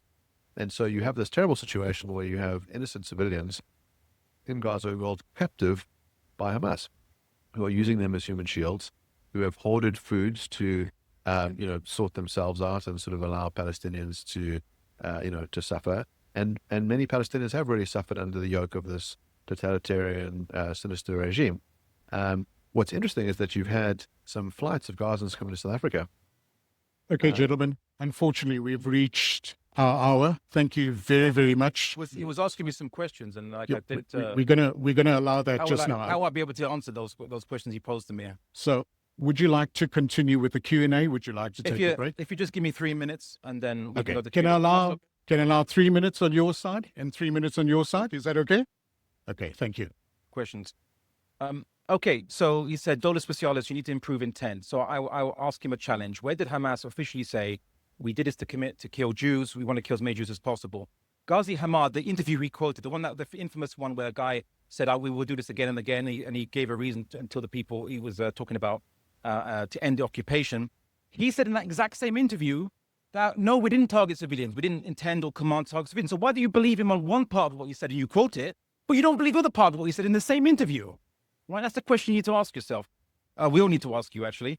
Okay, he said a civilian ratio. This is very interesting, and there's a lot of things he said. I can't deal with it all, but he said, by the way, I want to get to quotes of what the Israeli government actually said, including saying there's no innocent civilians in Gaza. So much so that even the Israeli soldiers were on video, masses of them dancing and saying, our motto is, there are no innocents in Gaza. Anyway, but the point I was civilian ratio. So he says the civilians to soldier or fighter ratio is 2-1. So 2 civilians dead to 1, and that's acceptable. That's not a genocide. But you know what's interesting? Why not apply that ratio consistently? Of the 1,150 or so, depending on different statistics of Israelis that died on October 7th, 1/3 of them were security forces and soldiers and so on. Were they not? This means that the ratio of soldiers to civilians is 2-1 as well. So why is it that 2-1 means it's not a genocide unless it's the Palestinians doing it, and then that is genocide? The exact same ratio is genocide. You need to answer that. And of course, that's also false because, as released recently, classified data from an IDF database was leaked. It named basically that the civilian death ratio was 83% of the people that were killed. That's 4-1 in Gaza. And just so you know, the Srebrenica genocide that occurred in Bosnia, which is considered to be a genocide, was basically 90% of civilians to 10% soldiers. So this is 83% civilians to 17% soldiers. It's very close to genocidal levels, right? So why don't we talk about those statistics? Because those statistics, if you want to go to civilian ratio, it argues against yourself. Absolutely. Thank you so much, Brother Abdullah. Mark? Let me respond to that. So one is that there's one of the principles is that you can't intentionally target civilians. And then the ratios are when you are targeting a military target and you know that there will be casualties. So there's a difference, in other words, when you deliberately target people dancing at a festival and people living in a civilian village versus if you're attacking military targets who have surrounded themselves by civilians. So there's a huge difference between those two things, and that's why you can draw the distinction. If you look at the war in Yugoslavia, then when NATO forces were fighting against the Serbian army, the ratio there was 4-1. In Mosul, I think you had about 3-4-1. So those sort of casualty ratios are not described as genocidal. They're just the kind of casualties that you have in wars. But again, you have to look at the particular context of it. So when you have many of those civilians who are killed because of the way that Hamas has treated them, that changes the numbers. You've got to look at a sort of moral responsibility. So, for example, if you have a group of bank robbers who go into a bank and they hold people hostage, and then the police come in, and during the shootout, the police kill some of those hostages, they're not morally liable for it. The reason why those hostages are there is because of the bank robbers. And so one of the reasons why you have, civilians dying in Gaza is because of Hamas holding them hostage, not referring to the Israelis they held hostage, referring to the Gazans they held hostage. So that's one of the reasons why you have this unfortunate situation. But again, you haven't addressed, in other words, the fundamental claim is that Dota Specialis requires that there is no other possible thing that you could determine from the activity. And it feels like there are two very good things that the Israelis have said: release the hostages, which they've managed to do through military pressure, and weaken Hamas, which they haven't done sufficiently but have done a large job of. And that the fact that they didn't persist in the mass killing of civilians, the argument must be that you haven't met the Dota Specialis requirement. I think it's highly unlikely that South Africa will succeed in that case. So much so that Navi Pillay said that the only way that the South Africans could achieve victory in that case would be to change the rules. And so you have, parties who've joined that litigation, like Ireland, who've said, well, you should change the rules. But on the current standards, it's not possible. It doesn't meet the requirements of a genocide. And I'm willing to bet anyone they want, with anyone you have, I'll give you 2-1 odds that the South Africans lose that case at the ICJ. And put on any amount of cash. I just think it's highly unlikely it'll be found that way because it doesn't meet the requirements.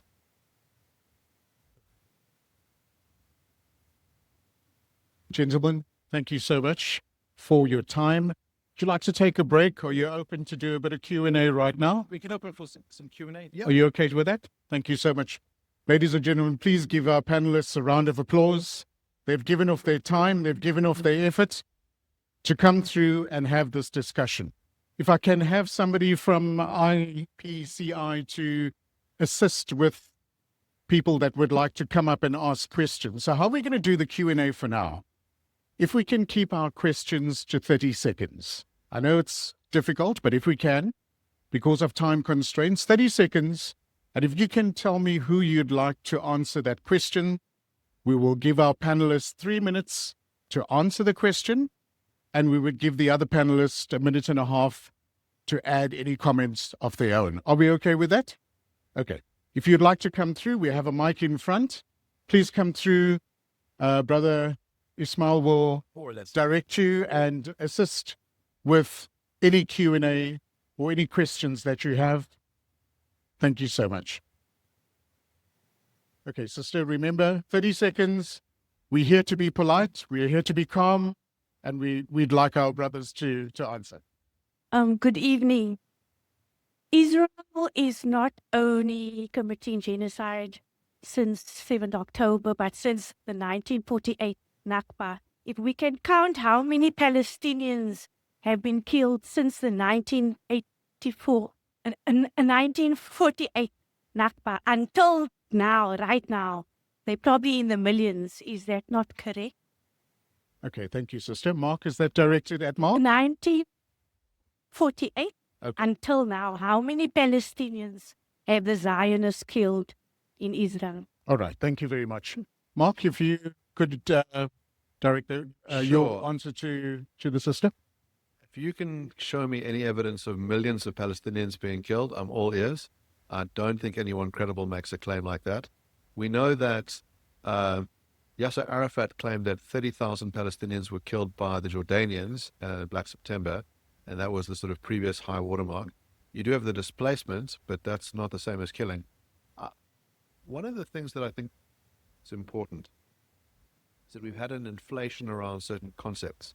And I think it's important that when we use a term like genocide, that it's an accurate term, that it's meant to be the sort of crime of all crimes, that it's going to be an incredibly rare thing. It's obviously it's the most undesirable thing, but we shouldn't describe things that we dislike as genocide.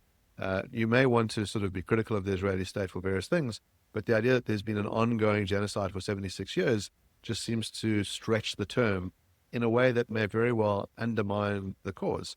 If everything amounts to a genocide, then nothing amounts to a genocide. As I said, if you look at the population size since 48 to now, the Palestinian group has enlarged in size. I don't imagine that my interlocutor will accept the claim that millions of Palestinians have been killed. All right. Thank you very much, Mark. Start, Abdullah, you have an opportunity to respond. Yeah. Genocides don't depend on whether people want to kill every single one. It's not defined as you kill everyone from that ethnic group, right? Because in whole or in part, that's the definition. You can also kill half of the ethnic group for a particular reason. So, for example, Ben Gurion didn't want 40% of the new Israel, the new state called Israel, to be Palestinian Arabs. So afterwards, only 20% remained. See, there's a motivation. And when you talked about motivation, no other possible motive, and Mosul as well. Firstly, you said Mosul, it was 4 civilians to every soldier. Not so. The vast majority reports say it was a 1-to-1. So 1 soldier was died to every civilian died in Mosul. So that doesn't work. But 4-to-1 still remains. And I think the last one is no other possible motivation, you said. Hamas have officially said that their motivation is they wanted hostages to release all the Palestinian political prisoners, or at least most of the Palestinian political prisoners. So by his criteria, if there's an alternative explanation, then you can't say it's a genocide. But if you'd allow me, I'll just quote Benjamin Netanyahu to you, who is someone of some authority in the Israeli government, perhaps. Lieutenant General Herzi Halevi talked about his meeting with Benjamin Netanyahu on October the 7th to discuss what they're going to do. So here's the exact quotation. So he said, what targets do we have to bomb? So he said, we only have 1,500 targets. He said, Why not 5,000? He said, then Halevi said, we don't have 5,000 approved targets. Then Benjamin Netanyahu said, I'm not interested in targets. Take down houses, bomb with everything you have. Sounds pretty genocidal to me. Does it not? All right. Thanks so much. We have another question. Remember to please keep it to 30 seconds. And if you can kindly tell me who you would like your question directed to. Thank you very much. I'd just like to address a question to you, Abdullah. And what's always shocked me about this war is how Hamas have used consistently, and I think it's fine, used civilian hospitals, mosques, schools, and they've used human shields to protect their own soldiers and their command centers. And I understand that that's of war. And can you comment on that? Because I haven't heard you say anything that condemns that. I think it's absolutely atrocious, and it just shows the heart Thank you, sir. of the Hamas people. Thank you. Thank you very much. Okay. Brother Abdullah, I think that question was directed at you. Oh, yes, the old human shields argument. It didn't start. Israel have been using this for decades in Lebanon, in Syria, and so everywhere they say, and in Jordan, where they first started destroying villages and towns in the 50s and 60s. Back then they didn't say human shields, they just said reprisals. But anyway, so human shields. The argument was, I quoted multiple studies of bombing targets, so people that were bombed and destroyed, because Israel officially said these are Hamas targets. And the investigation on the ground yielded no Hamas targets. We have to ask ourselves the question, you see, Israel is probably getting pretty bad PR at the moment, and it would behove them perhaps to get as many journalists into Gaza as possible who want to go, to verify that there's Hamas everywhere, and Hamas arms on every single street corner and every single house, or every other house, according to one Israeli minister, every other house in the entire strip. But like Hamas has a military structure more than most nation-state regimes. But Israel doesn't want independent journalists there, and it banned them. It's banned to now. You can't enter Gaza if you, as a journalist. So the issue of human shields. Well, look at Shifa Hospital. Do you remember seeing that kind of computer animated graphic, right? Of it, like it was like multiple levels and like this deep underground layer, like a Bond movie villains underground layer, but underneath Shifa Hospital. And then when they actually went in there and people asked, "Where's this underground layer?" They just took a picture of some AK-47s behind an MRI machine. But there you go, and they use it as a pretext to attack and bomb that hospital. This is why we don't believe Israel when it claims human shields. We've heard it from their mouths when they say, one general said, we don't care about precision, but we're more for destruction or damage, or we're going for maximum damage. But there is people in this conflict, or you could say more like a regime in this conflict, that does use human shields. I want to refer you to the Allon Plan. Please research it for yourself. The Allon Plan was what to do about the West Bank when Israel had initially conquered it. So they said, you know what, we need to build civilian settlements to become the first line of defense against Jordan, or as in the Gaza envelope as well, to go around Gaza. The civilian settlements would be a basis for defense, a first line of defense. What do you call someone that uses civilian settlements for strategic military defense in zones which were initially declared to be military zone? They said this is a military zone, and now we can build a settlement in here. What do you call that? You call that human shields. Your government, or maybe not your government, but the government that you are advocating for, they're the true people that use human shields, not to mention Palestinians they use as human shields when they throw them down alleyways to get shot. Thank you. Mark, would you like to respond? Yeah, so I think, again, I worry about language beyond its bounds. Different.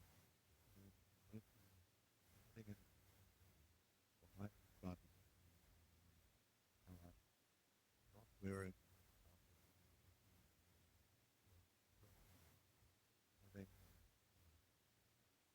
settled areas of present. There's a huge difference. There's also just a difference in terms of view online between the two groups. So the Israelis take the view that all lives are sacred, including Palestinian lives, that every innocent life that is lost is regrettable, and that they are willing to engage in these vastly disproportionate exchanges of hostages for prisoners. So you've had thousands of Palestinian prisoners sent there, including Sinwar.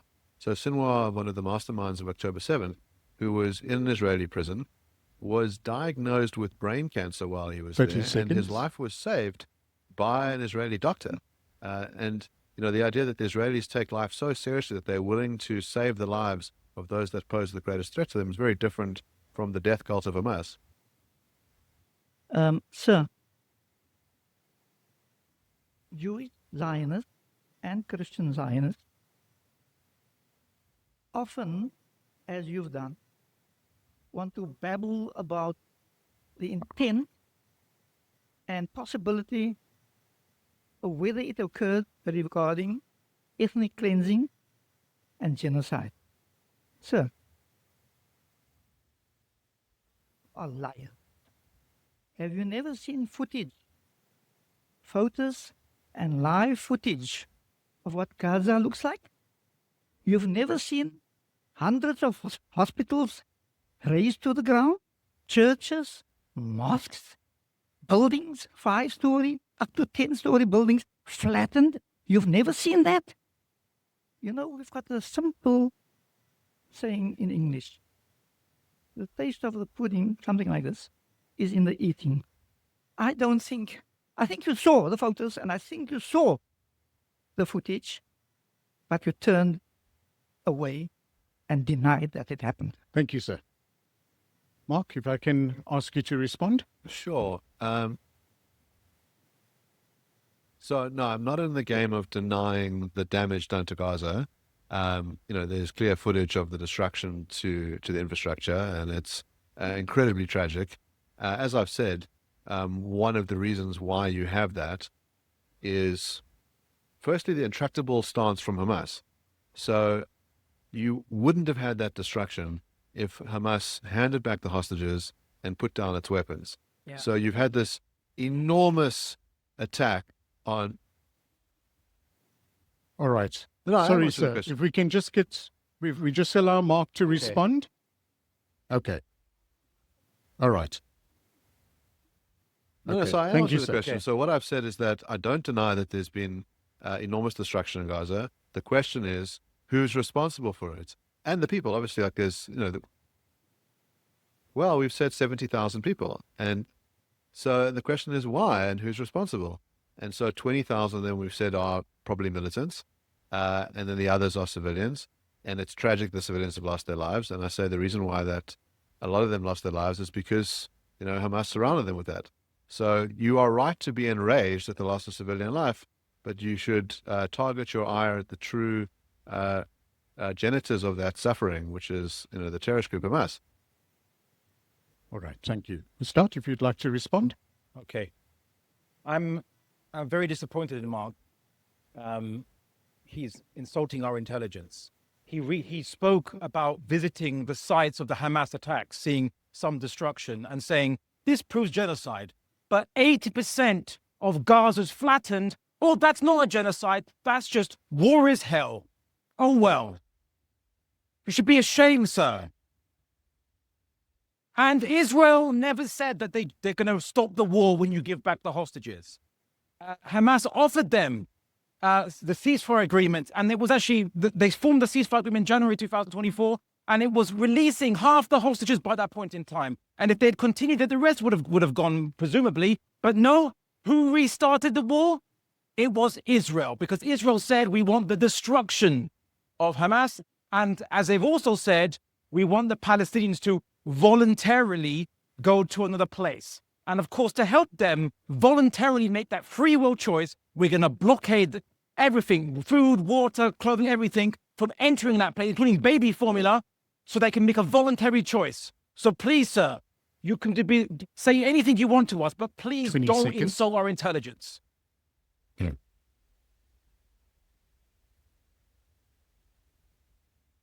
All right. Young man, If you could ask your question. Thank you. So I'd like to ask Abdullah a question. You talked about the so-called intent of the Hamas people on October the 7th to not target civilians, which I don't believe for a second. But is it true that in the Quran, in wanting to have Sharia law as the kind of apex of your global caliphate type Thank you, sir. goal, is it true that the killing of all Jews throughout the world is called for? Thank you. Thank you. Sorry, could you repeat that last bit? I didn't hear If it. you could just repeat your last part. Is it true that the killing of all Jews throughout the world is called for in the Quran? I tell you Start. what, if you find the Quran, any verse of the Quran saying the killing of all Jews, I'll give you £50,000 or 100,000 rand if you'd like. All right? Because that is a slur and a lie against the Quran. And it's no different to the, these you used to hear in World War II, the Nazi slurs saying that Jews want to dominate the world. It's in their Talmud. Oh, any reference? Trust me, bro. So I tell you what, quote me the verse, quote us the verse before you make such accusations. But I'll tell you this. If your claim is that Muslims are somehow compelled or wanting to kill all the Jews around the world, was there almost 1 million Jews or more than 1 million Jews in the Muslim world protected by us, sought refuge with us, to the point that Theodor Herzl, the father of political Zionism, said that he praised the Middle East, praised the Ottoman Caliphate, and said, you've always been kind to the Jews. That it's a natural place for Jews to go to. Why would Jews want to go to a place where people want to kill all of them? Because they don't. Thank you. Mark, would you like to respond? Yeah, so I suppose the passage that often gets cited on this, which is mentioned in the Hamas Charter, is that the rocks and the trees will cry out that there is a Jew hiding behind them and that you should kill them. And so someone might draw the inference that the text doesn't think that Jews are just like everybody else and are deserving of protection, when even Mother Nature itself says, kill these people. So there's a reason why I said what you said. Okay. All right, so if we can have our next question. Hi, so my question is for Mark. Mark, you said earlier that for genocide to be plausible, there needs to be the intent and the underlying acts for the genocide, right? But Mr. Andalusi has asked you many times that the Israeli government themselves, Netanyahu, and you keep dodging it. They themselves, referring to the Palestinians as Amalek, they themselves have referred to attacking. They themselves have expressed the intent to kill the Palestinians, and then they've gone on a bombing campaign for years. So how have they not intended to kill everyone? Because they themselves say they're going to kill everyone, and they themselves have bombed everyone. So how can you still say that there's not a genocide happening in Gaza? Okay, Mark, your 3 minutes to respond. You can move a little closer to the mic. Sure. All right, you guys can hear me. So the Israeli government has been quite clear about drawing a distinction between Palestinians and Hamas. You have had, just after October 7th, eruptions of anger after what happened. And so, it's not unexpected that people would say things that are impulsive or, look like they're sort of upset with everybody. But it's quite clear that the mandate of the state has not been to target civilians, it's been to target Hamas. I mean, as my interlocutor has said, that there are two objectives: rescue the hostages and eradicate Hamas. If the directive was genocidal, it would be eradicate all Palestinians, which would be what's required. So if you look at what the Genocide Convention says, it's not that there's no prohibition on trying to eradicate a military group or a terrorist group. It's in eradicating an ethnic group or a religious group. So if you targeted Palestinians by Palestinians, that of course would be prohibited. But targeting Hamas as that group is not prohibited. So there's a distinction to be drawn, and the state has drawn it. You might have some individuals, maybe there's examples of soldiers saying things, songs being sung, but it's not the policy of the state. And in order to have genocide met, it has to be a state policy. It can't be that some loudmouth sort of says, well, you should kill everybody. That's not sufficient. Thank you. So, if you'd like to respond? Chair of the Israeli government's Foreign Affairs and Defense Committee, Boris Bismuth, we must not forget that there are no quote-unquote innocent civilians. He put the quotes there. And he says there is no place for any humanitarian gesture. The memory of Amalek must be erased. Benjamin Netanyahu then uses it twice. You must not forget what Amalek did to you twice. President Isaac Herzog said it's an entire nation out there that's irresponsible. It's not true that this rhetoric about civilians not aware, not involved, it's absolutely not true. So how did Israelis understand these rhetoric about Bezalel Smotrich? There are 2 million Nazis in Gaza. Yoav Gallant, defense minister, he said we're imposing a complete siege on Gaza. That's everyone. No electricity, no food, no water, no fuel. We're fighting human animals and we're acting accordingly. So you're targeting all of them. And he's saying the reason why we're targeting all of them is because they are human animals. He said, Gaza, we're going to release all restraints. Gaza will return to what it was before. We will eliminate everything. If they tell you your intent, why don't you believe them, Mark? Why don't you believe them when they say expressly their intent? One genocidal to me. Thank you so much. Can we have our next question? Hi, Mark. Hi. This is sort of an open question where both have a response. It's a similar to how we've been doing questions. It's an open one where both of them do have a response. It's not directed to anyone, but you'll get it. I'll try to be quick. Okay, so you both have great experience in your respective fields. I would like to know, with the knowledge that you have and the differing interpretations on the conflict, what would you like to see happen over the next few decades, assuming the relevant parties all comply, like the United Nations, the ICJ, the Israeli government, Hamas?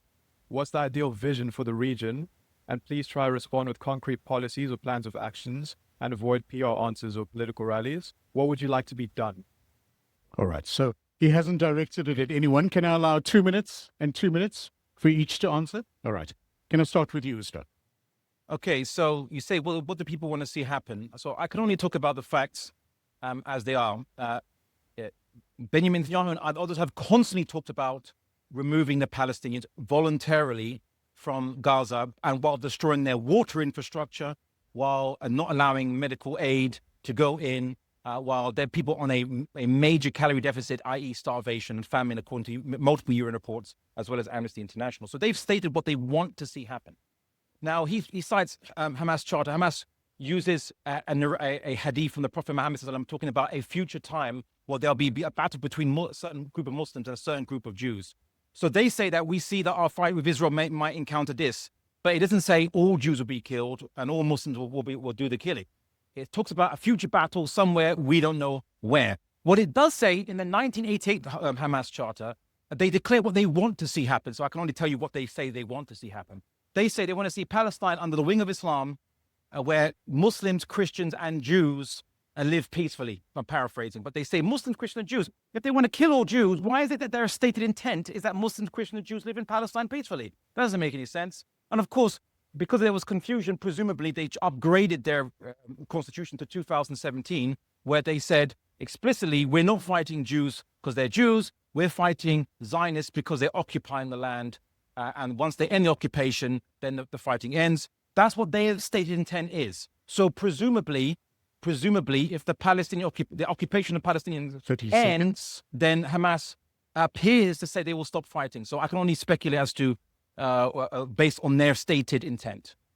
Thank you. Mark? So I assume that the time goes after the clapping finishes. Okay, so I assume you actually were asking both of us what we would like. And I think what you'd ideally like is, firstly, for Hamas to be totally dismantled in the region. I think you then need a denazification project. So I think you have a populace that's been brainwashed and fed all sorts of lies about Jews and Zionists. If you sort of look at school textbooks, you see lots of that kind of thing. You had a similar denazification project in Germany, right? So, how do you have a population that was, living under the Nazi regime that then becomes, one of the most peace-loving nations in Europe, returns to its erudite status? You have to have, a rebuilding that goes on. You have to have, education that goes on. And so I think the idea of being able to first ensure that your populace is peace-loving and actually does want to, live in this sort of utopic society where people respect each other as equals, if that is what is desired, then you should take steps to ensure that that occurs. I think you cannot have genuine statehood until you have those things in place. Now, Israel is in the game of trying to ensure peace with its neighbors, and was busy doing that quite successfully before October 7th. And one of the reasons why Hamas launches that attack is to derail the peace process. It doesn't 30 like seconds. the idea of the Israelis being friends with the Saudi Arabians and the Jordanians and the Bahrainians. That the entire Arab world has sort of called on Hamas to dismantle itself, and recognizes that that terrorist movement has no place in the region if you care about the Palestinians. Okay, thank you very much. Can we have our next question, please? Hey, Mark. I just noticed something you mentioned that I thought was a little disingenuous when you mentioned Iraqi views.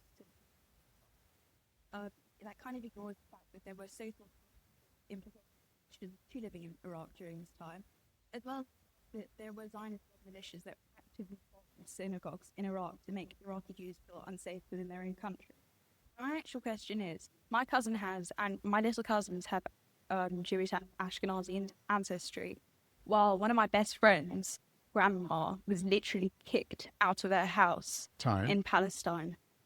Why is it that my little cousins, whose grandparents have never been to Israel, are technically allowed to just claim citizenship, while my friend was never allowed to even visit? Mark, over to you. Yes. So if you think about the rules of citizenship that the Israeli government sets up, it's to say that if you were Jewish enough to be killed by the Nazis, which is basically 1/16 Jewish, then you are Jewish enough to start a new life here. If you think about how Israel starts, you really have swamp and desert. I mean, this is not desirable territory. You had many people who were professors and doctors who became bricklayers and farmers. And the idea was that it's important to have this safe haven for a people that have, suffered thousands of years of persecution. So that's one of the reasons why the state has that rule. As I say, with regards to the Palestinians, there's no state for Palestine that sets up such a right of return. And of course, there's good reason to think that it would destabilize the only Jewish state on the planet to allow a right of return, because you have people who are hostile to the values enunciated by the Israelis. And there are many, many, many states in that region. If you want to lead a flourishing life under Sharia law, you can have your pick of states. The idea that the Jews don't deserve one speck on this planet just strikes me as insane. If you think about the Christians that lived in Bethlehem, it was an 80% Christian city. They've been ethnically cleansed out of Bethlehem. I've brought this up on many occasions. Islamic states are not tolerant of other groups practically now. We do not have Christians leading flourishing lives in Syria, in Iran, even in Egypt. There are about 50 Jews who live in Egypt. So, Okay. Right. Can we just keep that down to a minimum, please? So it seems that the sort of opposition to the state of Israel is the idea that Jews should have no place where they can be safe.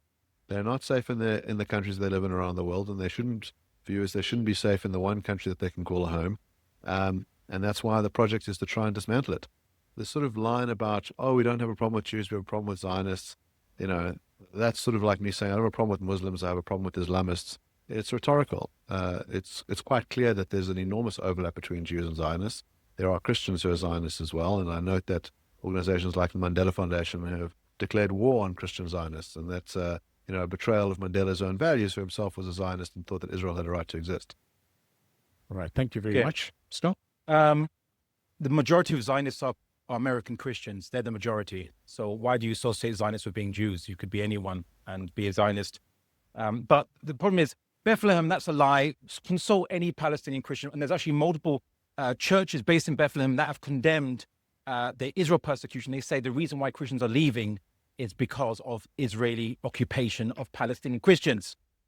Don't lie. You're right. Don't lie. So imagine someone saying, you black South Africans, you have all kinds of black African countries to go to. Why do you have to be here? You just don't like the Boers to have the only Boer state in Africa or in the world. That's what you sound like. That's the ridiculousness of that argument. Palestinians are Arabic speakers, but they're natives. Egyptians are Arabs, but they don't come from Arabia. They're the descendants from the pharaohs and from the ancient Egyptians. Palestinians are natives. Why should they go somewhere else? It seems you secretly support Benjamin Netanyahu's idea. The only solution is expulsion. Another expulsion of the Palestinians. No, sir. No. 30 seconds. All right. Let's move on to our next question. Thank you very much. Question for Mr. Andalusi is, why is this war in Gaza the priority issue for almost all Muslim activism or public speaking that I hear, at the same time that other things are happening in the world? For example, 1 million Muslims imprisoned in China. I haven't heard any Muslim leader object to that. Secondly, one's had 1.5 million people killed this century, most of them Muslims in Yemen, Syria, and Sudan. I don't hear much about that. Time. But also just with the alliance with woke people who are advocating killing of unborn children, who I understand is completely against Muslim teaching, but they're happy to work with these people. So my question is, why is that the paramount issue? Scott, over to you. Okay. Why is it when there's so many countries around the world where people are being oppressed, massacred, denied the right to vote, why does the world focus on South Africa, part of South Africa, so much to the point that they were actually suspended, de facto suspended from the UN? No other country has been suspended from the UN. Why are you picking on white South Africa? Because it purports to be a liberal democracy. And if you can allow a liberal democracy to deny the rights of a people and still be a liberal democracy, that's a threat to liberal democracies everywhere on principle. So that's why Israel is quite an exceptional state, because it's the only state that gets $4 billion plus from America on money, no sanctions from any Western state, and it denies it's based on racial supremacy. So China doesn't say it's based on racial supremacy. Neither does Russia. They do horrible things, but Israel is based on racial supremacy. So that's why we talk about it. And of course, anyone would talk about it. You know, I want to just segue into something else, which is we talked about denazification of Germany. That was the solution. But all Germans at the end of denazification got to be part of one state and could all equally vote. At the end of whatever process he wants with the Palestinians, he denies the Palestinians a right of equality, and he denies them their own state. Benjamin Netanyahu said they won't get their own state. So where is the only solution for the Palestinians? It seems like the only solution that you want for the Palestinians is a final solution. Thanks very much. Mark, would you like to respond? So a couple of thoughts. The one is that the real reason why you don't find discussions of the persecution of Muslims by states like China or by other Muslims is that it's only news when they're Jews, that there's a sort of selective problem here. I don't see much sort of ranting and raving about other states that are, ethnically arranged. I don't hear claims that the Greeks shouldn't be allowed to be a state for Greeks only, or they shouldn't have a right of return for Greeks. So I think that sort of would explain the sort of the emphasis issue. Just remind me of the last point that you made. Well, I said that you deny the Palestinians a one-state equal solution. They're denied a separate state, as you just argued. So what's left for them? Yeah, so my view is that if you did have a thorough denazification process, and by the way, the Germans didn't live in one state, they lived in two. It was broken. But let's say you did. Let's say you had this so-called non-denazification process that you allege the Palestinians somehow need. Yeah. What do you see as the solution for them? No separate state and no one state, equal rights. What's left? 30 seconds. I think if you did have a sort of change in the population's attitudes, then you could have a separate state. And the question would be about those borders. And obviously the Israelis have been engaged. So Gaza and the West Bank, you'd give the Gaza and West Bank back to the Palestinians? No, I think you'd have to have a debate about what territory. You'd have to do territory swaps. You'd have to, work out. It's 22% of their original homeland. You're saying that's not good. That's not enough. That's too much for them. They should have even less. Not necessarily on the ratios of the space, but my point is that you could have two states. You'd have to have some discussion about where those states like Bantustans, yeah. No, it could be a contiguous. Those are separate. South Africa considered to be separate states. Did it not? The Bantustans were separate states for the Black African people. Is that not what the apartheid government argued? Well, the question is, the question is whether you want a Palestinian state that you think is not a Bantustan, but is an autonomous state. Okay, that's So our you do, time okay, for yeah. this question. We have our Exactly. last and final question. We have two more. Okay, go for it, sir. I'm one of them. Mr. Oppenheimer,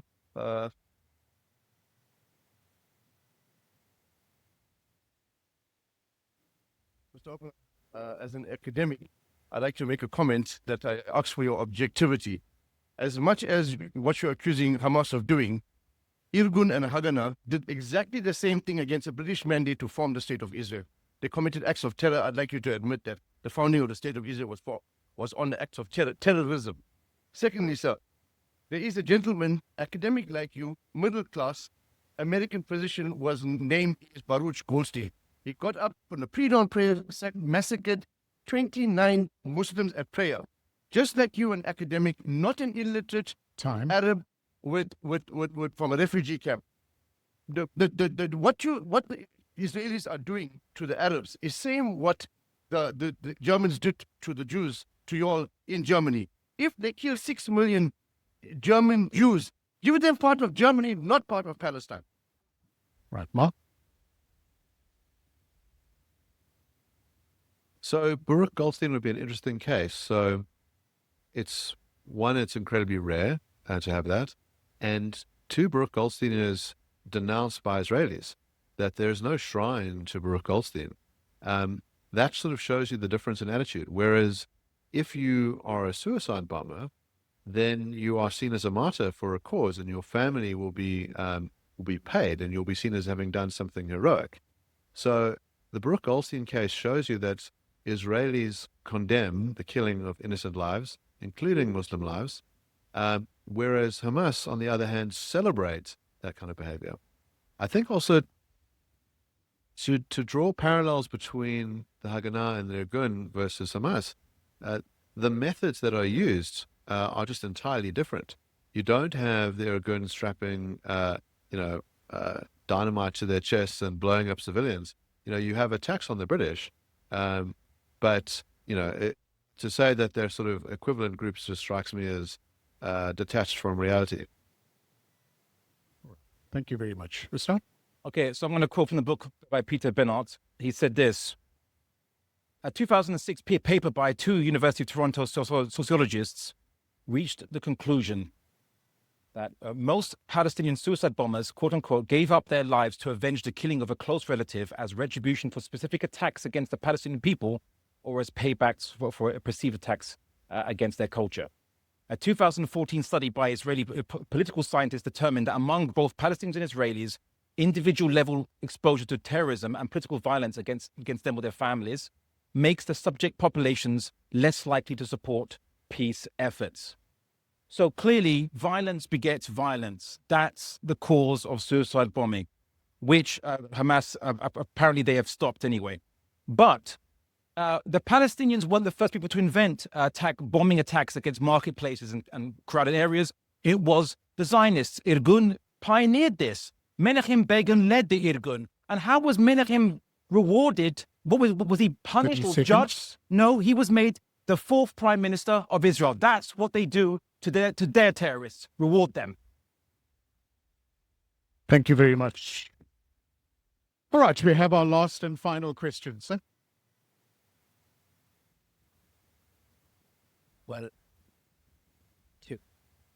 Well, in the interest of time, I've decided to really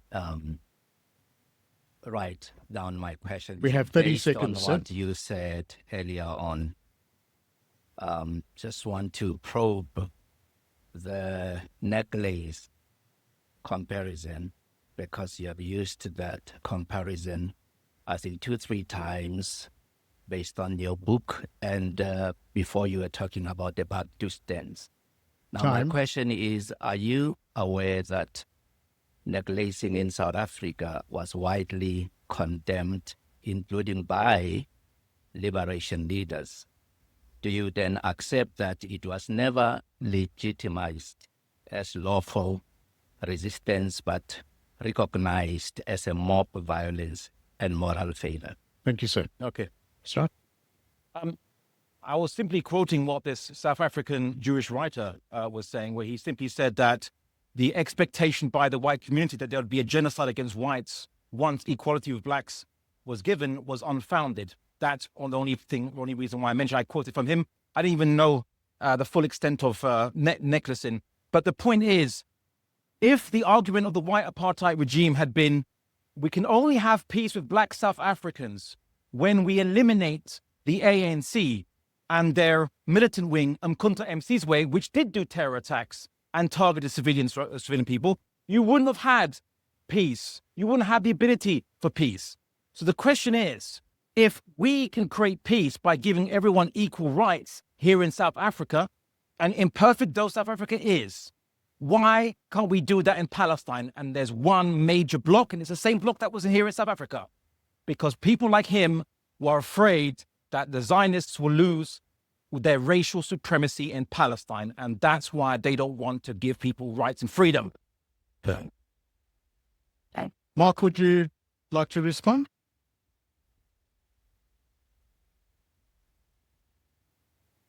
So I note there was no condemnation of the necklacings, and I haven't heard a condemnation of any of the other horrendous activities perpetrated by Hamas from my interlocutor. So I can only assume that even that this has been asked of you repeatedly, that you think there are no side constraints, that people can do all sorts of barbarous acts, immense acts of torture, of killing of civilians in the name of their just cause. And that strikes me as a terribly immoral position to hold. And it also shows your sort of lack of understanding of the South African landscape to come to an audience here and to celebrate the idea of necklacing when it has been so roundly condemned. If we look at Israel itself, you do find that you actually have a pluralist democracy where Muslims, Jews, Druze live together. They're represented within the Knesset, that you have Arab judges, that you have as Arab doctors who look after Arab patients and Jewish 30 patients. seconds. And so the sort of dream that you have of this pluralist society is alive in Israel. And sort of describing this as an apartheid state is to sort of not really understand what apartheid is and not to really understand what Israel is. All right. Thank you very much. Ladies and gentlemen, thank you kindly for attending tonight's debate. I think it was really informative. Thank you for taking the time. I know it's a Friday night. Not everybody has the time to do that. We're going to round up tonight's session, and we're going to ask each panelist to spend 5 minutes of their time to round up their opinion and their thoughts about tonight's debate. Mark, can I start with you? So, firstly, I want to say it's been a very interesting event. It's a hot topic. It's an emotional topic. I understand that people have very strong feelings about this. I'm delighted that we've managed to have a largely civil conversation, that we've been able to speak to each other, exchange ideas, hear from the crowd, engage you. I think often one of the things that's become rarer and rarer on many issues is that people only hear their side of the story. And I think it's nice that, people who've held different views and I get to hear both sides. So I really sort of celebrate what the organizers of this event have done. And I think these sort of things are well worth doing. I imagine there'll be lots of disagreement about some of the things we've said in terms of the norms that are put forward and the facts. There's a recording of this video, so people are welcome to sort of fact check each other online. I think that's probably the appropriate to do it. Ultimately, the question that was sort of asked of us today was, is the war in Gaza justified or genocide? And I've given an argument for why it sort of meets the criteria for a justifiable war by looking at, the legitimate war aims of the Israelis and why what has happened doesn't meet the sort of threshold of genocide, that you don't have dota specialis. You might have had inflammatory statements that are made by various individuals, but you definitely don't have a state policy of the extermination of Palestinians as a people, either in intention or in acts. The Amalek quote, by the way, is one of those things that's sort of badly misinterpreted in that it refers to, you should remember what Amalek did to you, which refers to the Israelis being caught by surprise by Amalek and attacked. And so that's where it refers to. There's an Amalek monument outside of the International Court of Justice. And sort of Amalek is sort of referred to, like the Nazis were seen as a modern Amalek. And so Amalek refers to Hamas, not to the Palestinian people. I think we have some agreement between us, which appears to be the idea that it would be good for people who have different faiths and different beliefs to be able to live alongside each other in peace. And I think that hopefully most people feel that they want that. I'm not convinced that Hamas want that, and based on their conduct and based on what's been said in their charter and based on what's said in interviews. But it would be good to have people living alongside each other like they do in Israel. And I think, as I've said, if you did have a sort of thorough change in attitudes, you could, have other states living alongside each other, and that would be a sort of desirable state of affairs. Are you okay? Would you? Yeah, Just about 2.5 minutes. Are you okay with that? I'm okay with that. Okay. Thank you very much. We'll start over to you. Did you say I celebrate the idea of necklacing? Did you say that? Did he say I celebrate the idea of necklacing? No, I said that you'd refuse to denounce Did it. he say that? Okay, then you can start my time. Okay, go ahead. Did I celebrate the idea of necklacing, or did I just quote a South African Jewish writer? This is as lie and slander. You lie brazenly to us as much as the government you defend lies to all of us. He said, if the white people in South Africa, the Boers were the majority, there wouldn't be apartheid in South Africa. They would just say, okay, we can all live together, no problem. Because when he says, I wouldn't mind living together, we all support the idea of living together. But what Zionism says is, sure, we can all live together as long as you are not more than us or too many. Then we don't want to live with you. We're going to bomb you. We're going to put walls around you. We're going to starve you, kill you until we expel you. That's what Zionism actually says, not what you claim it does.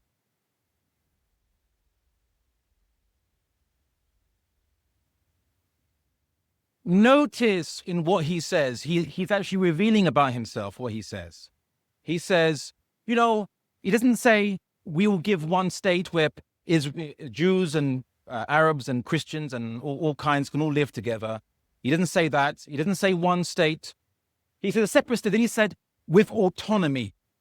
Notice he didn't use the word independence, because they don't want an independent Palestinian state next to them. They want Bantustans, like the apartheid regime said, regimes which are not independent, but they are autonomous. It's a place, a concentration camp for the undesirables with a different skin color to us. That's what he wants. And Abba Eban, who the foreign minister of Israel, said, and he was the guy who pioneered the idea of anti-Zionism, anti-Semitism. He said not everyone gets a right to self-determination, and it should be denied the Arabs of the West Bank. So they've been quite open with what they truly believe. They don't want the Palestinians to have self-determination because, as I've said again and again and again, they want their racial supremacy in the land of Palestine, and it doesn't matter who they have to bulldoze over, literally, to get it. All right.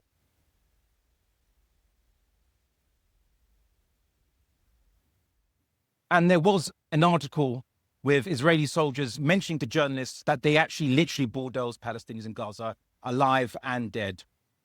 So he says that Israel wants peace. It's a typical thing that the Zionists say. And yet there was multiple Arab peace initiatives. This was all the Arab world, including even the OIC, the Organization of Islamic Conference, and to the point even Iran was actually part of it, but like they said they weren't going to object, but they were like neutral about it.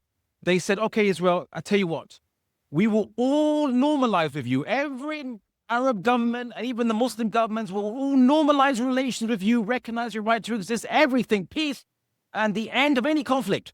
All you have to do is go back to the 1967 borders and allow the Palestinians to have their independence.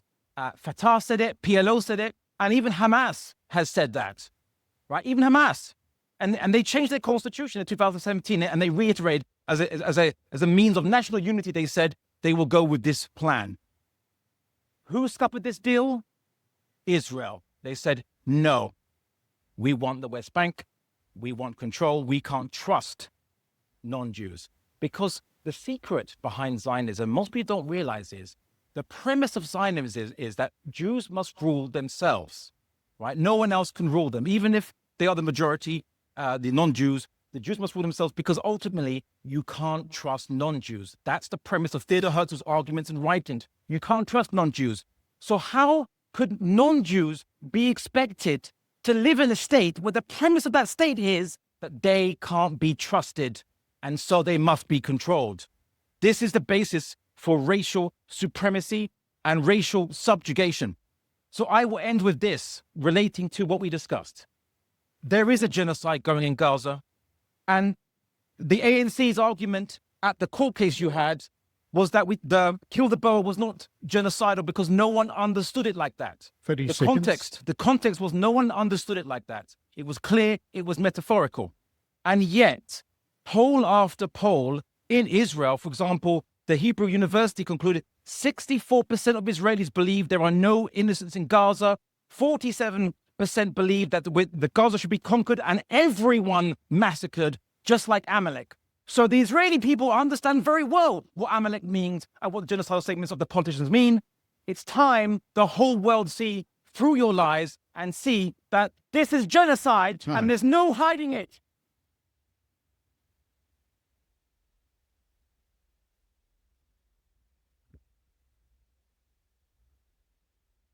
Ladies and gentlemen, thank you once again for coming through and attending this debate. Really appreciated.